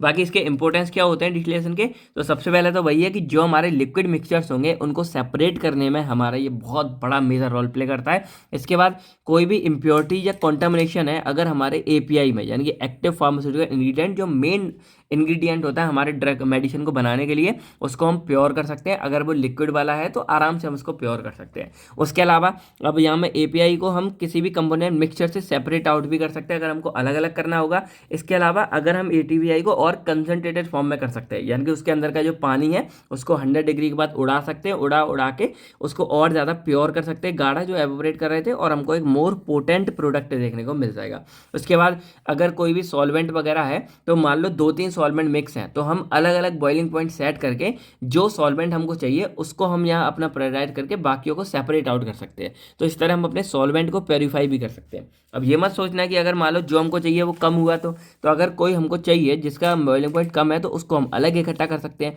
अगर कोई ऐसा हमको चाहिए जिसका बॉइलिंग पॉइंट ज़्यादा है तो उसको हम राउंड बॉटम फ्लास्क में इकट्ठा कर सकते हैं। तो भाई सारा कुछ पॉसिबल है, सब कुछ आप ही के हाथ में तो है। उसके बाद यहाँ पे बात करें, it is use to produce sterile water. अब पानी को प्योर करते हैं, जैसे कोई भी गंदगी वगैरह है उसको, जैसे आपने देखा होगा ना, पानी को गर्म करके पीना चाहिए, पानी को बॉईल करके पीना चाहिए। क्यों? क्योंकि उसके अंदर के जितने भी कीटाणु वाटू सब मर जाते हैं, माइक्रोब बढ़ जाते हैं, सब वो प्योर हो जाता है। तो ये भी तो हम करते हैं ना। और इसके अलावा आखिरी क्या है कि हम जो एपीआई वगैरह कर रहे हैं उसका ऐसे कर सकते हैं। ऐसे में क्या है, हम चेक कर सकते हैं कितना क्या कैसे है, तो ये सारी चीज़ें कर सकते हैं, इम्प्योरिटीज़ को डिटेक्ट कर सकते हैं। तो ये कुछ हमारे इंपॉर्टेंस रोल है जिसकी मतलब डिस्टिलेशन की मदद से हम अपनी फार्मास्यूटिकल्स में ये कर सकते हैं। तो ये सिंपल ही क्वेश्चन वैसे कभी नहीं आता 2 नंबर में, आप ये सब लिख के आ सकते हो। अब हम बात करते हैं यहाँ पे टाइप्स ऑफ डिस्टिलेशन के बारे में, और इसके बाद जो हमारे मेजर डिस्टिलेशन है उनके बारे में हम बात करेंगे। तो टोटल हमारे पास लगभग 6 डिस्टिलेशन होते हैं। पहला हमारा आता है सिंपल डिस्टिलेशन, देन हमारा आता है फ्लैश डिस्टिलेशन, फिर आता है डिस्टिलेशन अंडर रिड्यूस्ड प्रेशर, इसको हम वैक्यूम डिस्टिलेशन बोलते हैं, फिर स्टीम डिस्टिलेशन आता है, मॉलिक्यूलर डिस्टिलेशन, और आखिरी आता है फ्रैक्शनल डिस्टिलेशन। अब इसमें इंपॉर्टेंस तो वैसे सारा ही है, पर एक सिंपल वाला हम इसलिए कवर करते हैं कि अगर कभी आ गया कि right a note on distillation, तो आप डिस्टिलेशन के बारे में लिखोगे, देन उसमें जो एग्जाम्पल है वो आप सिंपल का ही लिख के आओगे, वही आपके लिए मोर देन इनफ होता है। अब अलग से हमारा फ्लैश वाला आ जाता है, स्टीम वाला आ जाता है और फ्रैक्शनल वाला आ जाता है। तो इन तीन को हम इसके अलावा कवर करेंगे। बाकी अगर आपको सारे देखने होंगे तो ऑलरेडी सिलेबस कवर है लेक्चर वाइज, आप जाके वहाँ पे चेकआउट कर सकते हो। अब हम सिंपल पहले बात करें सिंपल डिस्टिलेशन के बारे में। तो देखो सिंपल क्या है हमारा कि भाई सिंपल ही है, जो डिस्टिलेशन के बारे में हम पढ़ रहे थे वही यहाँ पे है। और सब में लगभग देखो प्रिंसिपल और ये इंट्रोडक्शन लगभग सब में सेम लिखना होगा कि it is a separation process that involve the separation of a mixture of two or more liquid based on their different boiling point. Same line आपको हर डिस्टिलेशन में लिख के आनी है, क्योंकि भाई यही होता है डिस्टिलेशन, एक्चुअल में यही होता है। प्रिंसिपल के बारे में बात करें तो क्योंकि आपके लिए एग्जाम में कोई एक ही आएगा तो आपको यही वाला लाइन चिपका के आ जानी है, कोई टेंशन नहीं लेनी है, ठीक है। उसके बाद ये हमारा प्रिंसिपल भी ये है कि it is based on the difference in boiling point of the component of mixture. तो जो भी हमारे मिक्सचर है उनका जो बॉइलिंग पॉइंट है वो अलग अलग होता है, जिसकी वजह से हम उनको सेपरेट आउट कर सकते हैं। यही एक प्रिंसिपल है जो हर किसी में काम आएगा। एग्जाम्पल वही लिया है कि distillation of acetone plus water, तो एसीटोन का 56 डिग्री सेल्सियस है, पानी का 100 डिग्री है, तो हम इनको बॉइलिंग पॉइंट के बेस पे डिफरेंट अलग अलग कर सकते हैं, ठीक है। It is use for separating. अब देखो थोड़ा बहुत ये अंतर हो सकता है कि कौन सा डिस्टिलेशन किस काम आ रहा है। तो जैसे ये वाला जो सिंपल डिस्टिलेशन है ये हमारा तब काम आता है जब जो हमारे ये दो मिक्सचर हैं इनके बीच में जो डिफरेंस है वो लगभग 25 डिग्री सेल्सियस का होना ही चाहिए, क्योंकि अगर इससे कम होगा तो ये हमारा अच्छे से सेपरेट आउट उसको नहीं कर पाएगा। तो इसीलिए यहाँ पे जो डिस्टेंस है इन दोनों के बीच में वो लगभग 25 डिग्री सेल्सियस होना चाहिए। तो यही सिंपल हमारा प्रिंसिपल हो गया। अब हम इसके कंस्ट्रक्शन के बारे में बात करें तो ये आपको दिख रहा होगा। अब एक बार इसको ध्यान से समझ लो, देन आपको सारी कहानी समझ आ जाएगी। तो एक इसमें होता है हमारा राउंड बॉटम फ्लास्क जो आपको दिख रहा होगा, ये पूरा गोल वाला। अब इसमें यहाँ पे ये हमारा होता है कॉर्क और इसके साथ ये लगा होता है हमारा एक पूरा पाइप, ठीक है। अब ये देखो यहाँ से ना ये इस तरह हो जाता है टेढ़ा, और जब इस तरह होता है ना टेढ़ा यहाँ पे, तो इधर हमारा लगा होता है कंडेंसर। अब ये कंडेंसर का काम क्या होता है, यहाँ से इसमें हम क्या करेंगे ठंडा पानी इनलेट करते हैं और इधर से जो हमारा पानी था वो यहाँ से बाहर निकल जाता है। उसके बाद इसकी जो ओपनिंग है वो हमारी एक अलग रिसीवर या कलेक्टर में यहाँ पे लगी होती है। अब यहाँ से नीचे हम लगाते हैं एक बर्नर, इसकी जगह कोई हॉट प्लेट, हीट प्लेट कुछ भी आप अप्लाई कर सकते हो। तो ये हमारा सिंपल सा कंस्ट्रक्शन हो गया, क्योंकि ये सिंपल डिस्टिलेशन था। तो एक राउंड बॉटम फ्लास्क हो गया, एक यहाँ पे ये कनेक्टर हो गया, इसके बाद एक कंडेंसर हो गया, एक हमारा रिसीवर हो गया और नीचे हमारा एक बर्नर हो गया। इतनी चीज़ें होती हैं। अब ये चीज़ आपको यहाँ पता होनी चाहिए कि बॉइलिंग पॉइंट कौन सा आपको करना है। तो एग्जाम्पल में हमने एसीटोन और वाटर का लिया है, तो एसीटोन का boiling point 56 degree Celsius, water का 100 डिग्री सेल्सियस होता है। तो ये हमारे हो गए इसकी कंस्ट्रक्शन। अब अगर हम बात करें इसके वर्किंग के बारे में तो सिंपल आपको क्या करना है, यहाँ से आप जैसे जो भी आपको मिक्सचर है वो आप पहले इसमें भर लोगे। तो हमने यहाँ पे मिक्सचर भर लिया अपना एसीटोन और वाटर वाला। उसके बाद आप यहाँ से इसको हीट सप्लाई करोगे। जब आप गर्म करोगे तो यहाँ पे हम क्या कर सकते हैं, सेफ्टी पर्पज से हमने थर्मामीटर और लगा दिया है। तो थर्मामीटर हमने लगा दिया तो हम यहाँ टेम्परेचर देखते हैं। तो जब हम इसको हीट सप्लाई करेंगे तो हीट उतनी ही सप्लाई करेंगे कि हमारा जो टेम्परेचर है वो 60 डिग्री से कम ही रहे, यानी कि लेस देन 60 डिग्री रहे। और जब लेस देन 60 डिग्री रहेगा तो अब क्या होगा, इसके अंदर के जो एसीटोन है, क्योंकि भाई पानी का तो बॉइलिंग पॉइंट 100 डिग्री है, तो 60 डिग्री पे पानी तो बॉईल होगा नहीं, पानी तो वैसा का वैसा ही रहेगा। तो जो हमारा एसीटोन है वो बॉईल होना, यानी कि वो वेपर्स में बनना शुरू हो जाता है। तो जब वो वेपर्स में बनेगा तो वेपर्स हमारे ऊपर उड़ेंगे, तो वो ऊपर उड़ना शुरू हो जाएंगे। तो यहाँ से पूरा जाएगा वेपर्स। अब जाके जब इधर बंद है तो वेपर्स कहाँ जाएंगे, वेपर्स इधर राउंड होना शुरू हो जाएंगे। और जब इधर जाना शुरू हो जाते हैं, इधर जाते जाते जाते रहते रहेंगे, तो यहाँ पे अब वो वेपर्स हैं तो वेपर्स हमेशा ऊपर की तरह मूव करते हैं। तो इधर आने के बाद भी क्या है, वेपर्स हमारे इधर की साइड मूव करेंगे। तो हम यहाँ पे क्या करते हैं, यहाँ पे हम लगा देते हैं कंडेंसर। तो कंडेंसर ठंडा पानी यहाँ से डालेगा और यहाँ से जो पानी था ठंडा वो क्या करेगा, इस वाले जो वेपर्स हैं इनके ऊपर जाके लगेगा और इनको अपनी ठंडक प्रोवाइड करेगा। और जब इनको ठंडक प्रोवाइड करेगा तो जो वेपर्स थे वो हमारे फिर से लिक्विड में कन्वर्ट हो जाएंगे। और जो लिक्विड में कन्वर्ट हो जाएंगे तो वो लिक्विड यहाँ बनते बनते इधर मिल जाएगा, यानी कि जो एसीटोन के वेपर्स बन गए थे वो फिर से यहाँ पे एसीटोन में कन्वर्ट हो जाएगा। और जिस फॉर्म में, यानी कि जिसमें मिक्स हुआ था, जिस स्टेट में एसीटोन मिक्स हुआ था वही स्टेट में एसीटोन हमको यहाँ देखने को मिल जाता है। तो इस तरह हमारी यहाँ वर्किंग चलती है। अब इसी तरह यहाँ पे सिंपल आप लिख कर आ सकते हो, चाहो बिल्कुल ऐसे लिख के आ जाओ या वैसे लिख सकते हो, ठीक है, थोड़ा टेक्निकल टर्म में। तो वही लिखा है कि it consist of round bottom flask, जो मेनली हीट रेजिस्टेंस होता है, यानी कि जो आग में खराब ना हो, या ये स्टेनलेस स्टील के भी हो सकते हैं। उसके बाद एक बर्नर होगा जो यहाँ दिखा दिया, या कोई हॉट प्लेट होगी जो हीट को सप्लाई करेगी। उसके बाद जो कंडेंसर होगा जो वेपर्स को ठंडा करेगा हमारा और कंडेंस करके उसको लिक्विड में कन्वर्ट करेगा। उसके बाद एक सेपरेटिंग फ्लास्क, जो अलग से फ्लास्क है, जो हमारा जो डिस्टिलेट होता है, यानी कि जो फाइनल जिसको हम अलग कर रहे होते हैं ना, ये हमारा डिस्टिलेट कहलाता है। अब इसमें देखा जाए तो हमारा जो एसीटोन था वो ऊपर उठ रहा था, तो एसीटोन हमारा डिस्टिलेट होगा, तो वो हम यहाँ पे क्या है कलेक्ट कर लेते हैं। उसके बाद वर्किंग वही है, डिस्टिलेशन फ्लास्क हमारा फिल किया जाता है मिक्सचर के द्वारा और हीटिंग सोर्स को कनेक्ट कर दिया जाता है। फिर एक थर्मामीटर पुट कर देते हैं हम चेक करने के लिए। अब वेपर स्ट्यू को कनेक्ट कर देंगे, इसको हम वेपर स्ट्यू बोलते हैं, जो यहाँ पे आपको दिख रही होगी, तो ये हमारी हो जाती है वेपर स्ट्यू। अब वेपर स्ट्यू को जब हम कनेक्ट कर देंगे तो उसके बाद हम यहाँ पे क्या करते हैं, कंडेंसर को भी कनेक्ट कर देंगे। उसके बाद मिक्सचर को हम हीट करेंगे, हीट करने के बाद जो वेपर्स ऊपर जाने देंगे। अब जिसका लोअर बॉइलिंग पॉइंट होगा वो पहले ऊपर जाएगा अपर डायरेक्शन में, वो कंडेंसर की तरफ मूव करेगा, उसको हम ठंडा करके बैक करके लिक्विड में भर देते हैं। अब इसके फायदे नुकसान क्या है, छोटी मगर मोटी बातें देख लेते हैं। तो पहली बात, ये सिंपल होता है और ज़्यादा यानी कि ज़्यादा एक्सपेंसिव नहीं होता है। इजी टू ऑपरेट है, ज़्यादा कुछ नहीं करना, प्योरिटी काफ़ी हाई इसमें मिल जाती है। डिमेरिट क्या है, लिमिटेड सेपरेशन, ये हमारा बहुत बड़ी मात्रा में आप नहीं कर सकते। एफिशिएंसी थोड़ी लो है, क्योंकि भाई देखा जाए तो सिंपल ही है, तो इसमें इतना ज़्यादा, अब मान लो कोई ऐसे बॉइलिंग पॉइंट के आ गए जो ज़्यादा नज़दीक है, तो उनको आप अलग नहीं कर सकते। फिर थर्मल डिग्रेडेशन, यानी कि इसमें हीट के द्वारा खराब होने का भी खतरा हो जाता है। अब यूजेस के बारे में बात करें तो it is used to separate and purify chemicals, जो हमारे होते हैं उनको सेपरेट और प्योरीफाई करने में हेल्प करते हैं, जैसे कुछ सॉल्वेंट हो गए, एसिड्स हो गए, कुछ बेसेस हो गए। उसके बाद हमारे जो मतलब फार्मास्यूटिकल्स होते हैं, जैसे एंटीबायोटिक हो गया, वैक्सीन हो गया, उनको प्योरीफाई और उनको कंसनट्रेटेड करने के लिए भी हम इसका इस्तेमाल कर सकते हैं। तो ये था हमारा सिंपल डिस्टिलेशन, आई होप आपको समझ आ गया होगा। नेक्स्ट हम बात करते हैं अपने फ्लैश डिस्टिलेशन के बारे में। अब फ्लैश, आप लोगों ने हॉलीवुड की एक मूवी देखी होगी जिसमें वो फ्लैश होता है, यानी कि बहुत ज़्यादा तेज होता है, यानी कि रफ्तार वाला होता है। तो यहाँ पर भी क्या है, देखो इंट्रो सेम लिखना है, it is a separation technique या process use to separate a mixture of two or more liquid based on their different boiling point, यही काम है। अब यहाँ पे क्या है, वही है कि it is also based on the principle that the component of mixture will have different boiling point, same है। फर्क क्या है, on heating the component with the lower boiling point vaporise fight other remaining, सारा ही कुछ same है, जो आपने मतलब उधर देखा था वही कुछ आपको यहाँ सेम लिखना है। तो फिर आता है कि सर चेंज क्या हो रहा है, तो चेंज इसके नाम से ये हो रहा है कि यहाँ पे क्या है, फ्लैश डिस्टिलेशन है। फ्लैश का मतलब होता है रफ्तार तेज। तो यहाँ पे आप उसका कंस्ट्रक्शन देखोगे तो यहाँ पे हम क्या करते हैं कि जिस लिक्विड को, यानी कि जिसको हम मिक्सचर को हमें सेपरेट आउट करना है ना, उस मिक्सचर को हम यहाँ पंप के द्वारा फीड करते हैं स्पीड से और हीटर के द्वारा पास करते हुए करते हैं। तो एक तो वो गर्म होता है, दूसरा जब हीट से जाता है तो वो अपने टेम्परेचर पे जल्दी पहुंच जाता है, यानी कि अपने बॉइलिंग पॉइंट पर जल्दी पहुंच जाता है और वो वेपर्स में कन्वर्ट जल्दी हो जाता है। और जब वेपर्स में कन्वर्ट जल्दी हो जाएगा तो वही हमको वही डिस्टिलेशन में करना क्या था, हमको वेपर्स ही तो बनाने थे और वेपर्स बन के हम उनको सेपरेट कर रहे थे। तो ये फ्लैश डिस्टिलेशन क्या करता है कि उनको वेपर्स में जल्दी कन्वर्ट कर देता है, पहले ही कन्वर्ट कर देता है। तो अब अगर इसके कंस्ट्रक्शन के बारे में बात करें तो एक हमारे पास पूरा का पूरा ये आपको बेसल दिख रहा होगा। अब ये भी हमारा या तो ग्लास का बना होगा या फिर स्टेनलेस स्टील का, जो हीट रेजिस्टेंस होता है। एक हमारे पास पंप है, यहाँ से हम फीड को इनलेट करते हैं, ये हमारे पास एक हीटर लगा हुआ है, ठीक है।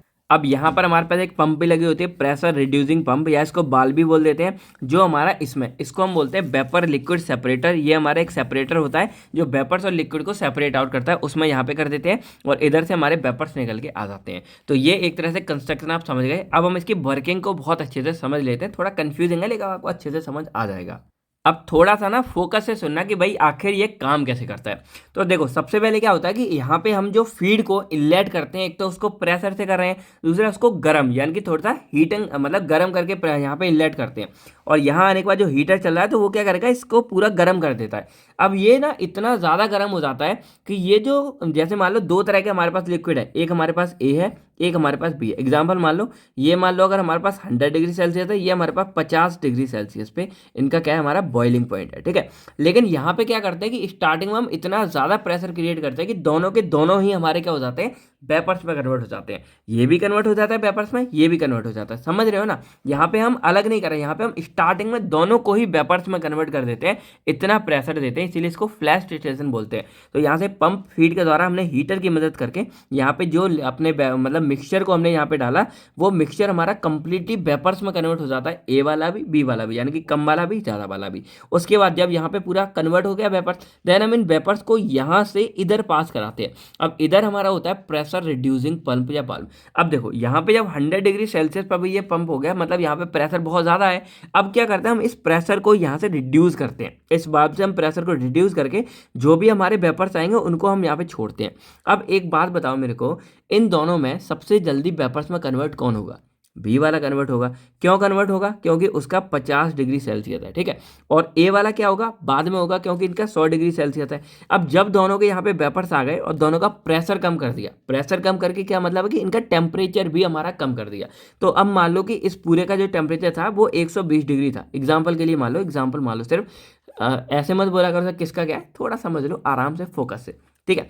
तो जब इसका मान लो 120 डिग्री था और हमने यहाँ से प्रेशर इसको कम करना शुरू किया, तो टेम्परेचर रिड्यूसिंग ऑर्डर में आएगा। तो 120 था, धीरे धीरे 100 होगा, धीरे धीरे 90 होगा, 80 होगा। अब जब यहाँ पे टेम्परेचर हमारा 90 या 80 होगा, उस टाइम पे क्या होगा? जो वेपर्स हमारे ए के थे, जो 100 डिग्री पे बनने थे, वो दोबारा से कंडेंस होना शुरू हो जाएंगे। यानी कि ए वाला जो लिक्विड था, जो वेपर्स में कन्वर्ट हो गया था, वो फिर से क्या हो जाएगा? लिक्विड में कन्वर्ट होना शुरू हो जाएगा। और जब प्रेशर हमारा कम होगा तो हमारा टेम्परेचर भी कम होगा। तो जब टेम्परेचर हमारा 80, 90, 70, 80 तक आएगा, तो जितना भी हमारे जो वेपर्स थे वो हमारा क्या हो जाएंगे? यहाँ पे कंडेंस होना शुरू हो जाएंगे। यानी कि इसमें क्या करते हैं, हम उल्टा करते हैं। उसमें हम वेपर्स को, मतलब लिक्विड को वेपर्स में कन्वर्ट करते हैं, या हम पहले ही सबको वेपर्स में कन्वर्ट कर देते हैं और उसको यहाँ ले जाके देन हम उसको प्रेशर को रिड्यूस करते हैं, कम करते हैं। और जब प्रेशर कम होगा तो जो हाई बॉइलिंग पॉइंट वाला होगा, 100 वाला, जैसे ही टेम्परेचर 80, 90 आएगा, ये भाई ये तो वेपर्स में रहेगा क्योंकि ये 50 से ऊपर है। लेकिन जो ये ए वाला था जिसका 100 था, वो हमारा तुरंत क्या है? कंडेंस होने, यानी कि उसके लिए तो भाई 80, 90 डिग्री ठंडक होगी ना, तो वो नीचे आके दोबारा से कंडेंस यानी कि लिक्विड में कन्वर्ट होना शुरू हो जाएगा। तो जो ए लिक्विड है वो हमको क्या होगा? इस वाले में, यानी कि इस वाले में हमको ए लिक्विड मिलना शुरू हो जाएगा। और इसके बाद क्या होगा? जो दूसरा वाला बी है, इसके पास भाई अच्छा खासा टाइम है, क्योंकि 80, 90, 70 ऐसे टेम्परेचर आ रहा है, तो नीचे वाला हमारा वेपर्स में रहेगा। तो ये वेपर्स हमारे ऊपर, यानी कि इधर से बाहर निकल जाते हैं। और ये जो वेपर्स हमारे बाहर निकल जाते हैं, इसको भी हम बाद में कंडेंस कर लेते हैं। जो हमने कंडेंसर वगैरह लगाया था, उसको लगा के हम बाद में इसको भी एक अलग से सेपरेटिंग फ्लास्क में कंटेन कर सकते हैं। तो एक समझ रहे हो कि एक तो लिक्विड जो हमारा ए था वो हमको यहाँ मिल जाता है, और जो हमारा वी लिक्विड है वो हमको यहाँ मिल जाता है। तो इस तरह हम यहाँ पे ए और बी को सेपरेट आउट करते हैं। थोड़ा सा टाइम ज़्यादा लगता है इसमें, मतलब टाइम ज़्यादा नहीं लगता, ये काफ़ी फास्ट होता है। थोड़ा सा तिकड़म ज़्यादा हो गया कि भाई पहले इधर करो, फिर इधर भेजो, फिर ऊपर वेपर से इधर अलग, इधर अलग। लेकिन ये काफ़ी फास्ट हो जाता है, क्योंकि इसमें क्या है कि हमने पहले ही दोनों को वेपर्स में कन्वर्ट कर दिया। अब वेपर्स में कन्वर्ट होने में टाइम लगता है, लेकिन उनको रिड्यूस यानी कि उनको कम होने में टाइम नहीं लगता। तो ये आप लोग जानते हो, आप दूध को गर्म करोगे चलेगा, लेकिन उसको आप ठंडा ईजिली कंडेंस कर सकते हो। उसको पानी में डालो, तुरंत आप उसको ठंडा कर सकते हो। अब जैसे जब हम, ये तो भाई नहाने वाला एग्जाम्पल हो गया, हम लोग नहाने जाते हैं, हम पानी को भाई कितना गर्म करते हैं, 1 घंटे 1.5 घंटे पानी गर्म होता है, आधा घंटे। और जब उसको ठंडा पानी मिलाते हैं धोखे से, अगर ज़्यादा ठंडा पानी मिल रहा है, भाई पूरा पानी ठंडा हो जाता है, सारा तवा तवा पूरा मूड खराब हो जाता है नहाने वाला, और फिर साथ नहाते भी नहीं लोग। तो यहाँ आप समझ रहे हो कि पंप से फीड करके हम पूरा फास्ट कर रखे हैं। अब अगर एक बार आप इसके ये भी देखोगे, तो पहले कंस्ट्रक्शन क्या है, इसमें एक फ्लैश चैम्बर होता है जो हीट रेजिस्टेंट ग्लास या स्टील से बना होता है। हीटिंग एलिमेंट होगा, हीटर होगा जो हीट करेगा। वेपर लिक्विड सेपरेटर है जो वेपर्स और लिक्विड को सेपरेट आउट करेगा। और एक कंडेंसर है जो वेपर्स को ठंडा करेगा, जो मैंने यहाँ पे बनाया नहीं है, लेकिन मैंने आपको बता दिया कि यहाँ पे जो इस जगह ना, वो आप कंडेंसर बना लेना, जो इस वेपर्स को ठंडा करके यहाँ पे कलेक्ट हो जाएगा, ठीक है। अब इसके अगर वर्किंग के बारे में बात करें, तो इसमें सबसे पहले जो लिक्विड का मिक्सचर है उसको हम पास करते हैं हीटर के थ्रू, जिससे उसका टेम्परेचर हमारा बढ़ जाता है। उसके टेम्परेचर को हम बॉइलिंग पॉइंट तक बढ़ा देते हैं, जिससे जो लिक्विड है, जो हमारा मिक्सचर है, वो वेपराइज हो जाता है। उसके बाद जो फीड है, जो हमारी ये वेपराइज है, वो पंप की जाती है हीटर के द्वारा एक सर्टेन प्रेशर पे। देन ये लिक्विड है वो हमारा गर्म हो जाता है, और उसके बाद कन्वर्ट हो जाता है वेपर्स में। ये तो हमारा हो ही गया था ऑलरेडी, ऊपर हो गया, उसी को मैं थोड़ा अच्छे से लिख दिया, ठीक है। Which further enter the vapour liquid separator. बाद में वो हमारा वेपर लिक्विड सेपरेटर में जाता है, लेकिन कब जाएगा? Through a pressure reducing valve. ये बहुत जरूरी है कि हम वहाँ पे उसके प्रेशर को रिड्यूस करते हैं। अब जब प्रेशर रिड्यूस होगा यहाँ पे, तो वेपर्स हमारे फिर से क्या होंगे? कंडेंस होना शुरू हो जाएंगे। अब क्या होगा कि सबसे पहले जो वेपर्स हमारे हाई बॉइलिंग पॉइंट वाले हैं, वो हमारे कंडेंस होंगे, क्योंकि उनका टेम्परेचर हमारा कम हो रहा है। मैंने आपको बताया, जैसे मान लो 70-80 टेम्परेचर हो गया, अब 100 डिग्री वाला पहले कंडेंस हो जाएगा, लेकिन जो 50 वाला है वो तो हमारा वेपर्स में रहेगा, क्योंकि उसके लिए तो टेम्परेचर अभी भी हाई है ना। तो जिसका बॉइलिंग पॉइंट हाई होगा वो पहले कंडेंस होना शुरू हो जाएगा, और वो हमारा नीचे आ जाएगा। बाकी जो वेपर्स है वो हमारे सेपरेटर में रहेंगे ऊपर जाने के लिए, ठीक है। तो कुछ टाइम बाद हम चाहें तो सेकंड लिक्विड को अलग कंडेंस करके निकाल सकते हैं। तो इस तरह हमने दोनों को सेपरेट आउट कर लिया। अब यहाँ पे बोला गया है कि क्या ये पॉसिबल है कि फ्लैश डिस्टिलेशन को हम कंटिन्यूस फॉर्म फॉर्म में ले सकते हैं। तो ये पॉसिबल है कि हम फ्लैश डिस्टिलेशन को कंटिन्यूस कर सकते हैं, लेकिन उसके लिए हमें कुछ कंडीशन को मतलब सेपरेट आउट करना पड़ेगा। और इसके लिए हम क्या कर सकते हैं, जैसे यहाँ से जो मतलब ये है, देखो इनलेट जितने जा रहा है उतना ही हम आउटलेट बना दें, तो अगर ये दोनों का बैलेंस बन गया तो हम इजीली इसको कंटिन्यूस भी कर सकते हैं। ठीक है, बाकी तो क्योंकि इसमें ऐसा नहीं है ना कि जो कंसंट्रेटेड होके पहले हम रोकते हैं फिर उसको आउट करते हैं, नहीं, यहाँ पे डायरेक्टली हमारा जाता जा रहा है, मेन पर चलती जा रही है, और यहाँ से हमको नीचे जो ए मिलता जा रहा है, पीछे हमारा बी मिलता जा रहा है। तो इस तरह दो अलग अलग जगह पर इकट्ठा होता जा रहा है, तो इस तरह हम ये कर सकते हैं, कंटिन्यूस प्रोसेस में भी कर सकते हैं। बाकी इसके थोड़े फायदे नुकसान के बारे में जाने तो फायदे क्या है कि रैपिड सेपरेशन है, मैंने बोला ना स्पीड आपकी बहुत हाई होती है, एफिशिएंसी काफ़ी हाई है भाई, इसमें काफ़ी एक्यूरेसी भी आपको मिल जाएगी और कंटिन्यूस भी आप इसको कर सकते हो। तो ये इसके फायदे हो गए। नुकसान क्या है कि लिमिटेड सेपरेशन है, यानी कि मतलब बहुत ज़्यादा आप इसमें सेपरेशन नहीं कर सकते। उसके अलावा क्या है, बॉइलिंग पॉइंट अगर जिनका ज़्यादा क्लोज है उनको आप नहीं कर सकते, जैसे सिंपल में हम कर रहे थे ना वैसे ही आप यहाँ कर सकते हो, क्योंकि ये बहुत फास्ट है। अगर आप मान लो, देखो यहाँ पे क्या ड्रॉबैक हो गया, अब ये कंडेंसर है, यहाँ पे जब ठंडा हो रहा है वो, अब मान लो कि यहाँ पे लगभग 70 और 80 डिग्री वाले एक मतलब दो मिक्सचर हो गए, तो भाई क्या होगा कि 70-80 दोनों ही हमारे नीचे आ जाएंगे, दोनों हमारे उड़ सकते हैं। इसलिए हमको गैप डिफरेंस यहाँ अच्छा खासा चाहिए, जिससे जो हमारे वेपर्स कम बॉइलिंग पॉइंट वाला है वो ऊपर जाए और जो बॉइलिंग पॉइंट ज़्यादा वाला है वो हमारे नीचे आए। इस तरह हम इसमें हमको ये वाला चाहिए। ठीक है, इसके बाद हम यहाँ यूजेस और क्या देख सकते हैं, रिस्क क्या है इसमें, थर्मल, क्योंकि हीट ज़्यादा हो जाती है तो थर्मल डिग्रेडेशन से खराब हो सकते हैं। यूजेस क्या है, इसमें हम सेपरेट आउट कर सकते हैं जो हमारे डिफरेंट डिफरेंट बॉइलिंग पॉइंट वाले होते हैं उनको वाइडली, देखो ये मैंने बोला ना थोड़ा सा इसमें डिफरेंस ज़्यादा होना चाहिए। उसके बाद क्रूड ऑयल वगैरह जो निकलता है पेट्रोलियम इंडस्ट्री में उसमें इसका इस्तेमाल होता है। उसके बाद जो फार्मास्यूटिकल्स है उसमें भी इसका इस्तेमाल काफ़ी ज़्यादा किया जाता है। तो अब हम बात करते हैं अपने थर्ड फ्रैक्शनल डिस्टिलेशन के बारे में। तो इसमें भी लगभग सारी कहानी सेम है कि एक सेपरेशन प्रोसेस होती है, टू और मोर लिक्विड को सेपरेट आउट करते हैं on the basis of boiling point.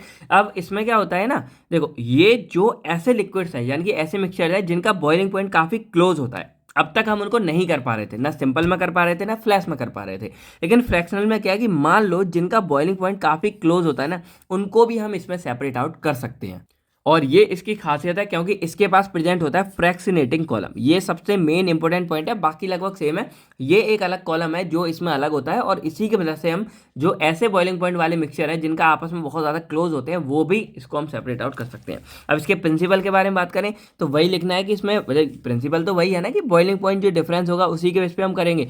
बेशक उनका डिफरेंस हमारा कम होगा लेकिन हम यहाँ पे कर सकते हैं। तो जो लो डिफरेंस वाले बॉइलिंग पॉइंट वाले हमारे मिक्सचर होंगे उनको भी हम यहाँ सेपरेट आउट कर सकते हैं। अब फटाफट हम इसका कंस्ट्रक्शन देख लेते हैं कि आखिर कैसे।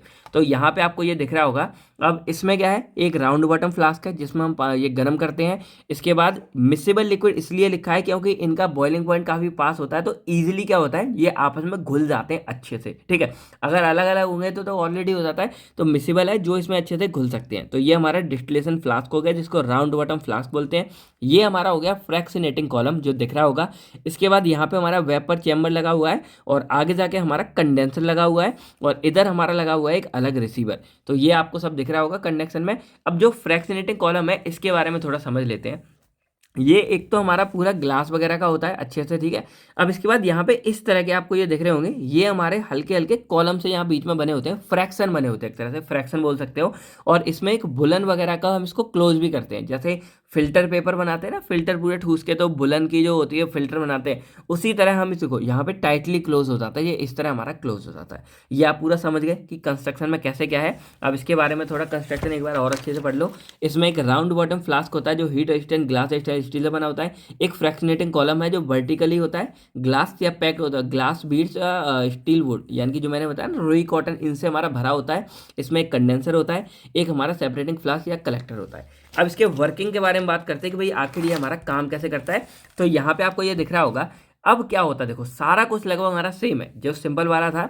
यहाँ से हम क्या करते हैं, अपने लिक्विड को डालते हैं, यहाँ से हम उसको हीट सप्लाई करेंगे। अब इनका जो बॉइलिंग पॉइंट का डिफरेंस है वो हमारा काफ़ी कम होता है, मैं मानता हूँ, कोई बात नहीं भाई कम होता है। मैं एग्जांपल ले लेता हूँ, मान लो किसी का 70 है, किसी का 72 है, किसी का 73 है, ये भी है। इसमें हम दो या दो से ज़्यादा भी सेपरेट आउट कर सकते हैं, तो ये भी इसमें फ़ायदा होता है। अब क्या होगा कि जब मैं इसको यहाँ पे बॉईल करूँगा, मैंने यहाँ पे इसको गर्म किया, तो जैसे ही टेम्परेचर मेरा 70 के रेंज में पहुँचेगा, ये तीनों ही मेरे वेपर्स में कन्वर्ट होना शुरू हो जाएंगे, और ये मेरे क्या करेंगे ऊपर यहाँ पे जाना शुरू कर देते हैं।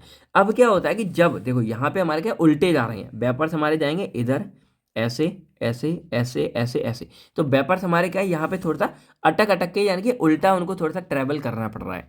अब देखो यहाँ पे हुआ क्या है, जो मैंने बोला कि जैसे ही मान लो अगर एग्जांपल के लिए 70-72 ऐसे डिग्री में है, तो जैसे ही हमारा 70 के रेंज में बॉइलिंग पॉइंट पहुंचेगा, जितने भी हमारे ये मतलब मिक्सचर है वो पूरा का पूरा ही हमारा एवोपरेट यानी कि वेपर्स में कन्वर्ट होना शुरू हो जाएगा। एक नहीं होगा, मान लो ए बी सी हमारे तीन है तो तीनों के तीनों ही हमारे यहाँ वेपर्स में कन्वर्ट होना शुरू हो जाएंगे और वो हमारे यहाँ से ट्रेवल करना ऊपर शुरू करेंगे। अब मैंने यहाँ पे क्या बोला कि फ्रैक्शनेटिंग कॉलम क्या कर रहा है, दिक्कत पैदा कर रहा है इनको ऊपर जाने के लिए। अब इस दिक्कत पैदा में क्या होगा कि जिसका बॉइलिंग पॉइंट इन तीनों में सबसे कम होगा, यानी कि ध्यान से सुनो क्या है, ये तीन मान लो मिक्सचर है, तो इन तीनों में जिसका बॉइलिंग पॉइंट सबसे कम है यानी कि 70 वाला है, वो हमारा ज़्यादा ऊपर ट्रैवल कर रहा होगा। क्योंकि भाई ये तो हमको पता है कि बेशक इन तीनों का पास में है, लेकिन जिसका कम है वो सबसे पहले वेपर्स यानी कि उसके वेपर्स हमारे सबसे ऊपर होंगे। तो जिसका बॉइलिंग पॉइंट सबसे कम है वो हमारा सबसे ऊपर ट्रैवल कर रहा होगा, तो वो हमारा ऊपर तक पहुंच जाएगा, यानी कि मान लो इधर तक पहुंच गया। अब इसके बाद जिसका हमारा बाकी का ज़्यादा वाला है वो इसमें फंसा होगा, ठीक है। अब जो सबसे ऊपर वाला है वो हमारा यहाँ से ट्रैवल कर जाएगा इधर, और यहाँ पे कंडेंसर के थ्रू यहाँ पे रिसीव होना शुरू हो जाएगा। और जिसका इसके बाद वाला है, क्योंकि इसमें इतने बैरियर क्रिएट है कि वो यहीं पर हमारा ठंडा होना यानी कि कंडेंस होना शुरू हो जाएगा, और हमारा इसी के थ्रू क्या होगा, दोबारा नीचे लौट के इसी में गिर पड़ेगा। यानी कि क्या हो रहा है, ध्यान से सुनो, यहाँ पे तीनों के मान लो ये एक वेपर दो वेपर तीनों के जा रहे हैं। अब जिसका बॉइलिंग पॉइंट कम है वो तो हमारा ऊपर ट्रेवल कर गया, लेकिन इसके बाद वाले पेपर्स क्या है हमारे यहाँ तक, क्योंकि भाई थोड़ा तो डिस्टेंस करेंगे ना। तो जैसे ही हमको यहाँ पे पहुँचेगा, हम दे ही उसको इतना टेम्परेचर रहेंगे, इतना नहीं दे रहे कि बाकी बनता रहे, हम उसको एक लिमिटेड रेंज का दे रहे हैं जो सबसे इनिशियल है। जैसे मान लो 70 डिग्री, 72, 73 ऐसा है, बहुत क्लोज हो गया।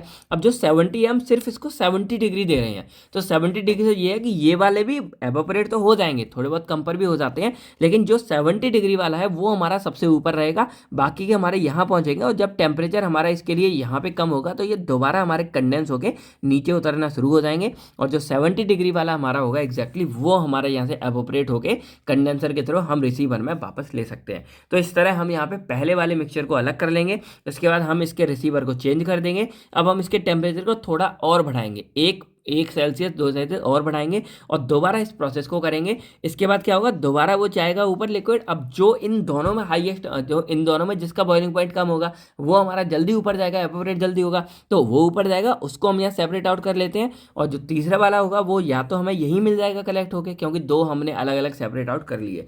तो इस सिद्धांत पे चलता है, यानी कि कम है, लेकिन हमने क्या किया, इनके ट्रैवलिंग का जो मार्क था उसको हमने बहुत पास कर दिया। अब जैसे आप लोगों ने वो देखा होगा, जब रेसिंग होती है यानी कि जो रेस चलती है, तो हमारा ये जैसे मान लो ये हमारा है पूरा का पूरा क्रॉस लाइन है, विनिंग लाइन है, और यहाँ से हमारा एक ये मूव कर रहा है, ये मूव कर रहा है, ये मूव कर रहा है। तो जब ये ना बहुत ज़्यादा क्लोज हो जाते हैं, बहुत ज़्यादा क्लोज जाते हैं, तो यहाँ पे ना जूम करके देखते हैं कि किसने पहले उस लाइन को तोड़ा, यानी कि ये रस्सी है वो किसके हाथ पैर पे पहले लग रही है, कौन इस लाइन से पहले, उसको जूम करके देख रहे हैं। वही मान लो यहाँ पे कि जो हमारी डिस्टिलेशन प्रोसेस चल रही थी, सेपरेशन, उसको एक तरह से हमने यहाँ पे पूरा जूम आउट कर दिया, और हम इतने, यानी कि मान लो ये अलग पार्टिकल है, ये अलग पार्टिकल है, ये अलग पार्टिकल है, इतने डिफरेंस पे हम इनको सेपरेट आउट कर रहे हैं। इसीलिए ये थोड़ा सा ट्रिकी भी है, लेकिन काफ़ी बेनिफिशियल है, क्योंकि इसमें इतने क्लोज वालों को बाकी तो कर ही नहीं सकते थे। तो इस फ्रैक्शनेटिंग कॉलम की मदद से हमने सिंपल को इस तरह बना दिया कि हम इसको सेपरेट आउट कर सकते हैं। तो ये था पूरा, बाकी इसका वर्किंग भी देख सकते हो, जो बोला है वही आपको मिलेगा कि सबसे पहले मिक्सचर लेना है, जो मिक्सिबल लिक्विड है मिक्सचर उनका डिस्टिलेशन फ्लास्क के अंदर, फिर जिनका मतलब जिनका लो बॉइलिंग पॉइंट डिफरेंस होगा, यानी कि डिफरेंस इनका कम होगा, फिर फ्रैक्शनेटिंग कॉलम को पूरा पैक कर देंगे। हीट करने के बाद क्या करेंगे, इनको वेपर्स में कन्वर्ट, तो सारे के सारे ही ऑल द लिक्विड कन्वर्ट हो जाएगा वेपर्स में, और फ्रैक्शनेटिंग कॉलम में वेपर्स जाना शुरू हो जाएंगे। उसके बाद जब ऊपर अपवर्ड करेंगे तो जिसका लो बॉइलिंग पॉइंट है वो तो हमारा पास कर जाएगा इजीली, लेकिन जो बाकी के हैं चाहे उसका कम ही डिफरेंस है, लेकिन वो हमारे इजीली पास नहीं कर पाते हैं, और वो हमारे कंडेंस हो जाएंगे फ्रैक्शनेटिंग कॉलम में, और दोबारा फ्लास्क में लौटाएंगे। उसके बाद जो हमने रिसीव कर लिया वो वाले को हम अलग करके सेपरेटिंग फनल को चेंज भी कर सकते हैं। उसके बाद वेपर्स को दोबारा सेपरेट आउट करेंगे, और इंडिविजुअल कंपोनेंट में इस तरह हम एक एक करके उनको बॉइलिंग पॉइंट के बेस पे अलग अलग कर लेते हैं। लास्ट में जो वेपर्स है उसको तो हम कूल कंडेंस करके इधर इकट्ठा कर लेते हैं। तो इस तरह हम यहाँ पे पूरा वर्किंग काम करती है। बाकी इसके फायदे नुकसान अगर देखे जाएं तो फायदे वही हैं कि भाई हाई सेपरेशन एफिशिएंसी। अब भाई ये तो होगा ही, जब आप इतने क्लोज वालों को कर रहे हो तो हाई एफिशिएंसी है। और वही दूसरा फायदा है कि can used in separation of low differences boiling point mixture, तो लो डिफरेंस वाले को हम यहाँ कर सकते हैं। उसके बाद डीमेरिट के बारे में बात करें तो हायर एनर्जी कंजप्शन, इसमें एनर्जी काफ़ी रिक्वायर्ड लगेगी हमको, और स्किल, मैंने बोला ना ये थोड़ा ट्रिकी है, तो आपको स्किल्ड ऑपरेटर की रिक्वायर्ड होती है। बाकी क्या है कि इसका भाई जो अपैरेटस है वो काफ़ी ज़्यादा कॉम्प्लेक्स होता है। अब इसके अगर यूजेस के बारे में बात करें तो यहाँ पे क्या है कि जो लिक्विड मिक्सचर्स हैं उनको हम सेपरेट कर सकते हैं, जिनका क्लोज है उनको भी, जैसे बेंजीन और एल्कोहल है, तो बेंजीन का 80.1 डिग्री सेल्सियस और एल्कोहल का होता है 78 डिग्री सेल्सियस, तो लगभग 2 डिग्री का फर्क है। एसीटोन का हमारा 56 हो गया और मिथेनॉल का 65 होता है, तो इनका लगभग 10 डिग्री का फर्क है, 9 डिग्री का। उसके बाद अगर हवा को भी हम सेपरेट करना चाहें तब भी हम कर सकते हैं, जैसे ऑक्सीजन का 183 है, नाइट्रोजन का 196 है और आर्गन का 186 डिग्री सेल्सियस है। तो जो एयर होती है ना उनको भी हम इसी तरह सेपरेट आउट कर सकते हैं इन वाले फ्रैक्शन, मतलब इस वाले डिस्टिलेशन की वजह से। तो ये इसलिए इंपॉर्टेंस है और एग्जाम में इसके आने के चांस भी बढ़ जाते हैं। अब हम लास्ट बात करते हैं अपने स्टीम डिस्टिलेशन के बारे में, और इसी के साथ हमारी यूनिट सेकंड पूरी कंप्लीटली कवर हो जाएगी। अब देखो यहाँ पे क्या है ना, सेम ही हमारा सेपरेशन प्रोसेस है, बॉइलिंग पॉइंट के डिफरेंस पे हो रहा है। बस एक चीज़ है कि यहाँ पे हम क्या करते हैं, स्टीम का इस्तेमाल करते हैं एज अ हीट, यानी कि अब तक हम बर्नर हीट डायरेक्टली प्रोवाइड कर रहे थे, यहाँ पे हम स्टीम का इस्तेमाल करते हैं हीट को देने के लिए। उसके बाद क्या है कि ये हमारा हाई बॉइलिंग पॉइंट सब्सटेंस जो होता है, जो नॉन मोल्टाइल, मतलब सिंपल समझे जाए जिनका बॉइलिंग पॉइंट बहुत हाई होता है, जैसे इधर हम देख रहे थे लगभग 100-200 डिग्री है। अब यहाँ पे मान लो जिनका 150 डिग्री, 200 डिग्री, 250-300 डिग्री इतना बॉइलिंग पॉइंट वाले सब्सटेंस है, उनको भी कर सकते हैं। डिफरेंस की बात नहीं हो रही है, जैसे हमारा नॉर्मल पानी का 100 डिग्री होता है तो उसको हम किसी से भी कर लेते हैं। अब मान लो कोई ऐसा सब्सटेंस है जिसका 200 डिग्री हो गया, तो उसको हम कैसे सेपरेट करेंगे भाई, इतनी हीट प्रोवाइड करनी पड़ेगी और ज़्यादा हीट देंगे तो ज़्यादा नुकसान होगा, हमको ज़्यादा हीट कंजप्शन होगा। इसीलिए हम स्टीम डिस्टिलेशन का इस जगह यूज़ कर सकते हैं, जहाँ पे 200 डिग्री, 300 डिग्री, इवन 400-500 डिग्री वाले सेल्सियस वाले हैं, उसमें भी हम इसका इस्तेमाल कर सकते हैं। कैसे, आपको आगे समझ आएगा। अब इसके प्रिंसिपल के बारे में बात करें तो इसका प्रिंसिपल बेस्ड होता है कि जो हमारा vapour pressure is equal to the sum of vapour pressure of individual component. नहीं समझे, चलो इसको इजी करके मैं आपको रफ में समझा देता हूँ। तो इसके लिए अब आपको वो पुराना ज्ञान लेके आना पड़ेगा जिसमें मैंने आपको क्या बताया कि जो हमारा वेपर प्रेशर होता है वो डायरेक्टली प्रोपोर्शनल होता है एवापोरेशन के, यानी कि जितना ज़्यादा वेपर प्रेशर होगा उतनी जल्दी कोई भी सब्सटेंस हमारा एवापोरेट होगा। अब वो एवापोरेट का मतलब क्या है कि उसका क्या है, जो हमारा लिक्विड है वो हमारा वेपर्स में कन्वर्ट हो रहा है। और डिस्टिलेशन के लिए हमारे लिए तो ये सबसे इंपॉर्टेंट जरूरी चीज़ है कि हमारा जो लिक्विड है वो वेपर्स में कन्वर्ट हो। यानी कि आप देख रहे हो कि तीनों ही जो चैप्टर हमारे थे वो आपस में कनेक्टेड थे, इन सब में हमको हीट की रिक्वायरमेंट हो रही है और हीट लगा के हम एवापोरेशन करते हैं और एवापोरेशन की मदद से हम क्या कर रहे थे, डिस्टिलेशन। तो तीनों ही चैप्टर हमारे आपस में इंटर रिलेटेड थे यहाँ पे। तो यहाँ पे क्या हमको पता है कि जो हमारा वेपर प्रेशर है वो डायरेक्टली प्रोपोर्शनल होता है एवापोरेशन के, यानी कि जितनी ज़्यादा वेपर प्रेशर उतना ज़्यादा एवापोरेशन होगा और जितना ज़्यादा एवापोरेशन उतनी ज़्यादा हमारी डिस्टिलेशन की प्रोसेस जल्दी होती है। अब यहाँ पे पहला प्रिंसिपल क्या कह रहा था, पहले आप इस लाइन को समझो अच्छे से। अब मान लो कि एक हमारे पास मिक्सचर है, उसमें एक मिक्सचर ए है, एक हमारा बी है, एक हमारा सी है। अब यहाँ पे इन्होंने क्या बोला कि मान लो ए वाला जो हमारा लिक्विड है उसका कुछ वेपर प्रेशर है, वेपर वन बोल लो, बी वाले का कुछ वेपर प्रेशर है और सी वाले का कुछ वेपर प्रेशर है, और इन तीनों को कंबाइन करके मैं यहाँ पे मिक्सचर बोल देता हूँ। क्या बोल देता हूँ, मिक्सचर बोल देता हूँ। तो अकॉर्डिंग टू प्रिंसिपल क्या बोल रहे हैं कि जो हमारा वेपर प्रेशर ऑफ मिक्सचर है, यानी कि वेपर प्रेशर ऑफ मिक्सचर है is equal to vapour pressure of A plus vapour pressure of B plus vapour pressure of C, यानी कि इन तीनों का जो वेपर प्रेशर इंडिविजुअल है इन दोनों को मिला दें तो हमारा वेपर प्रेशर मिक्सचर के बराबर होगा। अब इसको प्रूफ करने के लिए आई होप आपको कुछ ज़रूरत नहीं है कि वही सिंपली तो बोल रहा है, जो इन तीनों का टोटल वेपर प्रेशर है वो हमारे इन तीनों के इंडिविजुअल वेपर प्रेशर के बराबर होता है।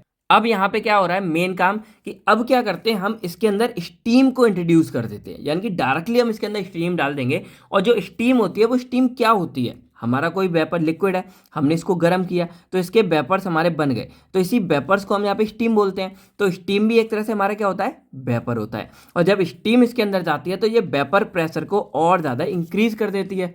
और जब हमारा क्या होगा कि वेपर प्रेशर इंक्रीज हो जाएगा, यानी कि हमने ये स्टीम इसके अंदर इंट्रोड्यूस की, तो इससे क्या होगा कि ये ओवरऑल जो हमारा मिक्सचर था इसका हमारा जो वेपर प्रेशर है वो इंक्रीज हो जाता है।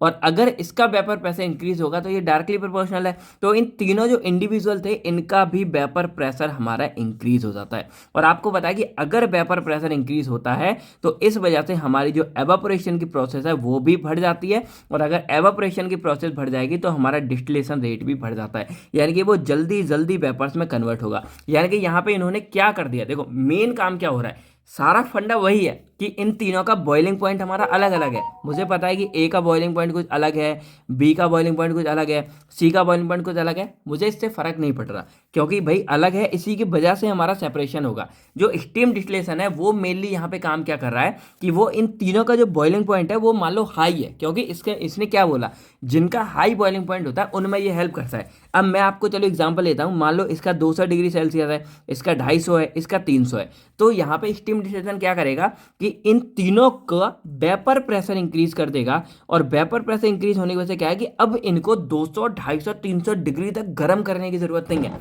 इनको नॉर्मली जो आप 100, 200 डिग्री पे कर रहे हो उसी में ये वेपराइज होना शुरू हो जाएंगे। यानी कि इसने एक्चुअल में क्या किया कि इनके जो बॉइलिंग पॉइंट था उनकी वैल्यू को कम कर दिया। कैसे? वेपर प्रेशर को बढ़ाकर। तो जब इनका वेपर प्रेशर बढ़ गया तो इनको अब इतने हाई टेम्परेचर पे जाने की जरूरत नहीं है। इनका कम टेम्परेचर में ही जो हमारे ए, बी और सी हैं ये हमारे बॉयल होना यानी कि वेपर्स में कन्वर्ट होना शुरू हो जाएंगे। तो पूरे स्टीम डिस्टिलेशन का सिर्फ इतना सा मतलब है, बाकी डिस्टिलेशन हमारा सेम है कि इन तीनों को जब वेपर्स में बनेंगे तो जिसका बॉइलिंग पॉइंट कम होगा वो पहले वेपर्स बन जाएगा, जिसका ज़्यादा होगा वो बाद में बनेगा। बाकी सब सेम है। बस स्टीम ने एक काम किया कि वो जब यहाँ इंट्रोड्यूस हुई तो उसने इन तीनों के वेपर प्रेशर को बढ़ा दिया, और जब मिक्सचर का वेपर प्रेशर बढ़ा तो इंडिविजुअल यानी कि एक एक कंपाउंड का भी वेपर प्रेशर बढ़ जाएगा। और जब वेपर प्रेशर बढ़ गया इस वजह से एवोपरेशन बढ़ गया, और एवोपरेशन बढ़ गया तो इस वजह से उनकी डिस्टिलेशन रेट बढ़ जाएगी, यानी कि उनका जो बॉइलिंग पॉइंट है वो कम लोअर यानी कि लोअर टेम्परेचर पर ही वो हमारे वेपर्स में कन्वर्ट होना शुरू हो जाएंगे। और जब वेपर्स में कन्वर्ट होना शुरू हो जाएंगे तो यही तो हमको चाहिए था कि वो हमारे वेपर्स में बने और हम ऊपर से उनको कलेक्ट कर लेंगे। तो बाकी सब फंडा सेम है, आपको बस इतना ही समझना है कि it is based on the principle that vapour pressure of mixture is equal to the sum of vapour pressure, यानी कि ये दोनों बराबर होते हैं। और जब हम इसमें स्टीम को इंट्रोड्यूस करते हैं मिक्सचर के अंदर में तो इससे उसका वेपर प्रेशर हमारा बढ़ जाता है पूरे मिक्सचर का, जिससे जो एक एक हमारा कंपाउंड है उसका भी वेपर प्रेशर बढ़ जाएगा, और वो कम टेम्परेचर यानी कि लोअर टेम्परेचर पर ही क्या करेगा, अपने आप को वेपराइज करना शुरू कर देगा और सेपरेट आउट होना शुरू हो जाएगा। अब इसके हम यहाँ पे कंस्ट्रक्शन के बारे में बात करते हैं।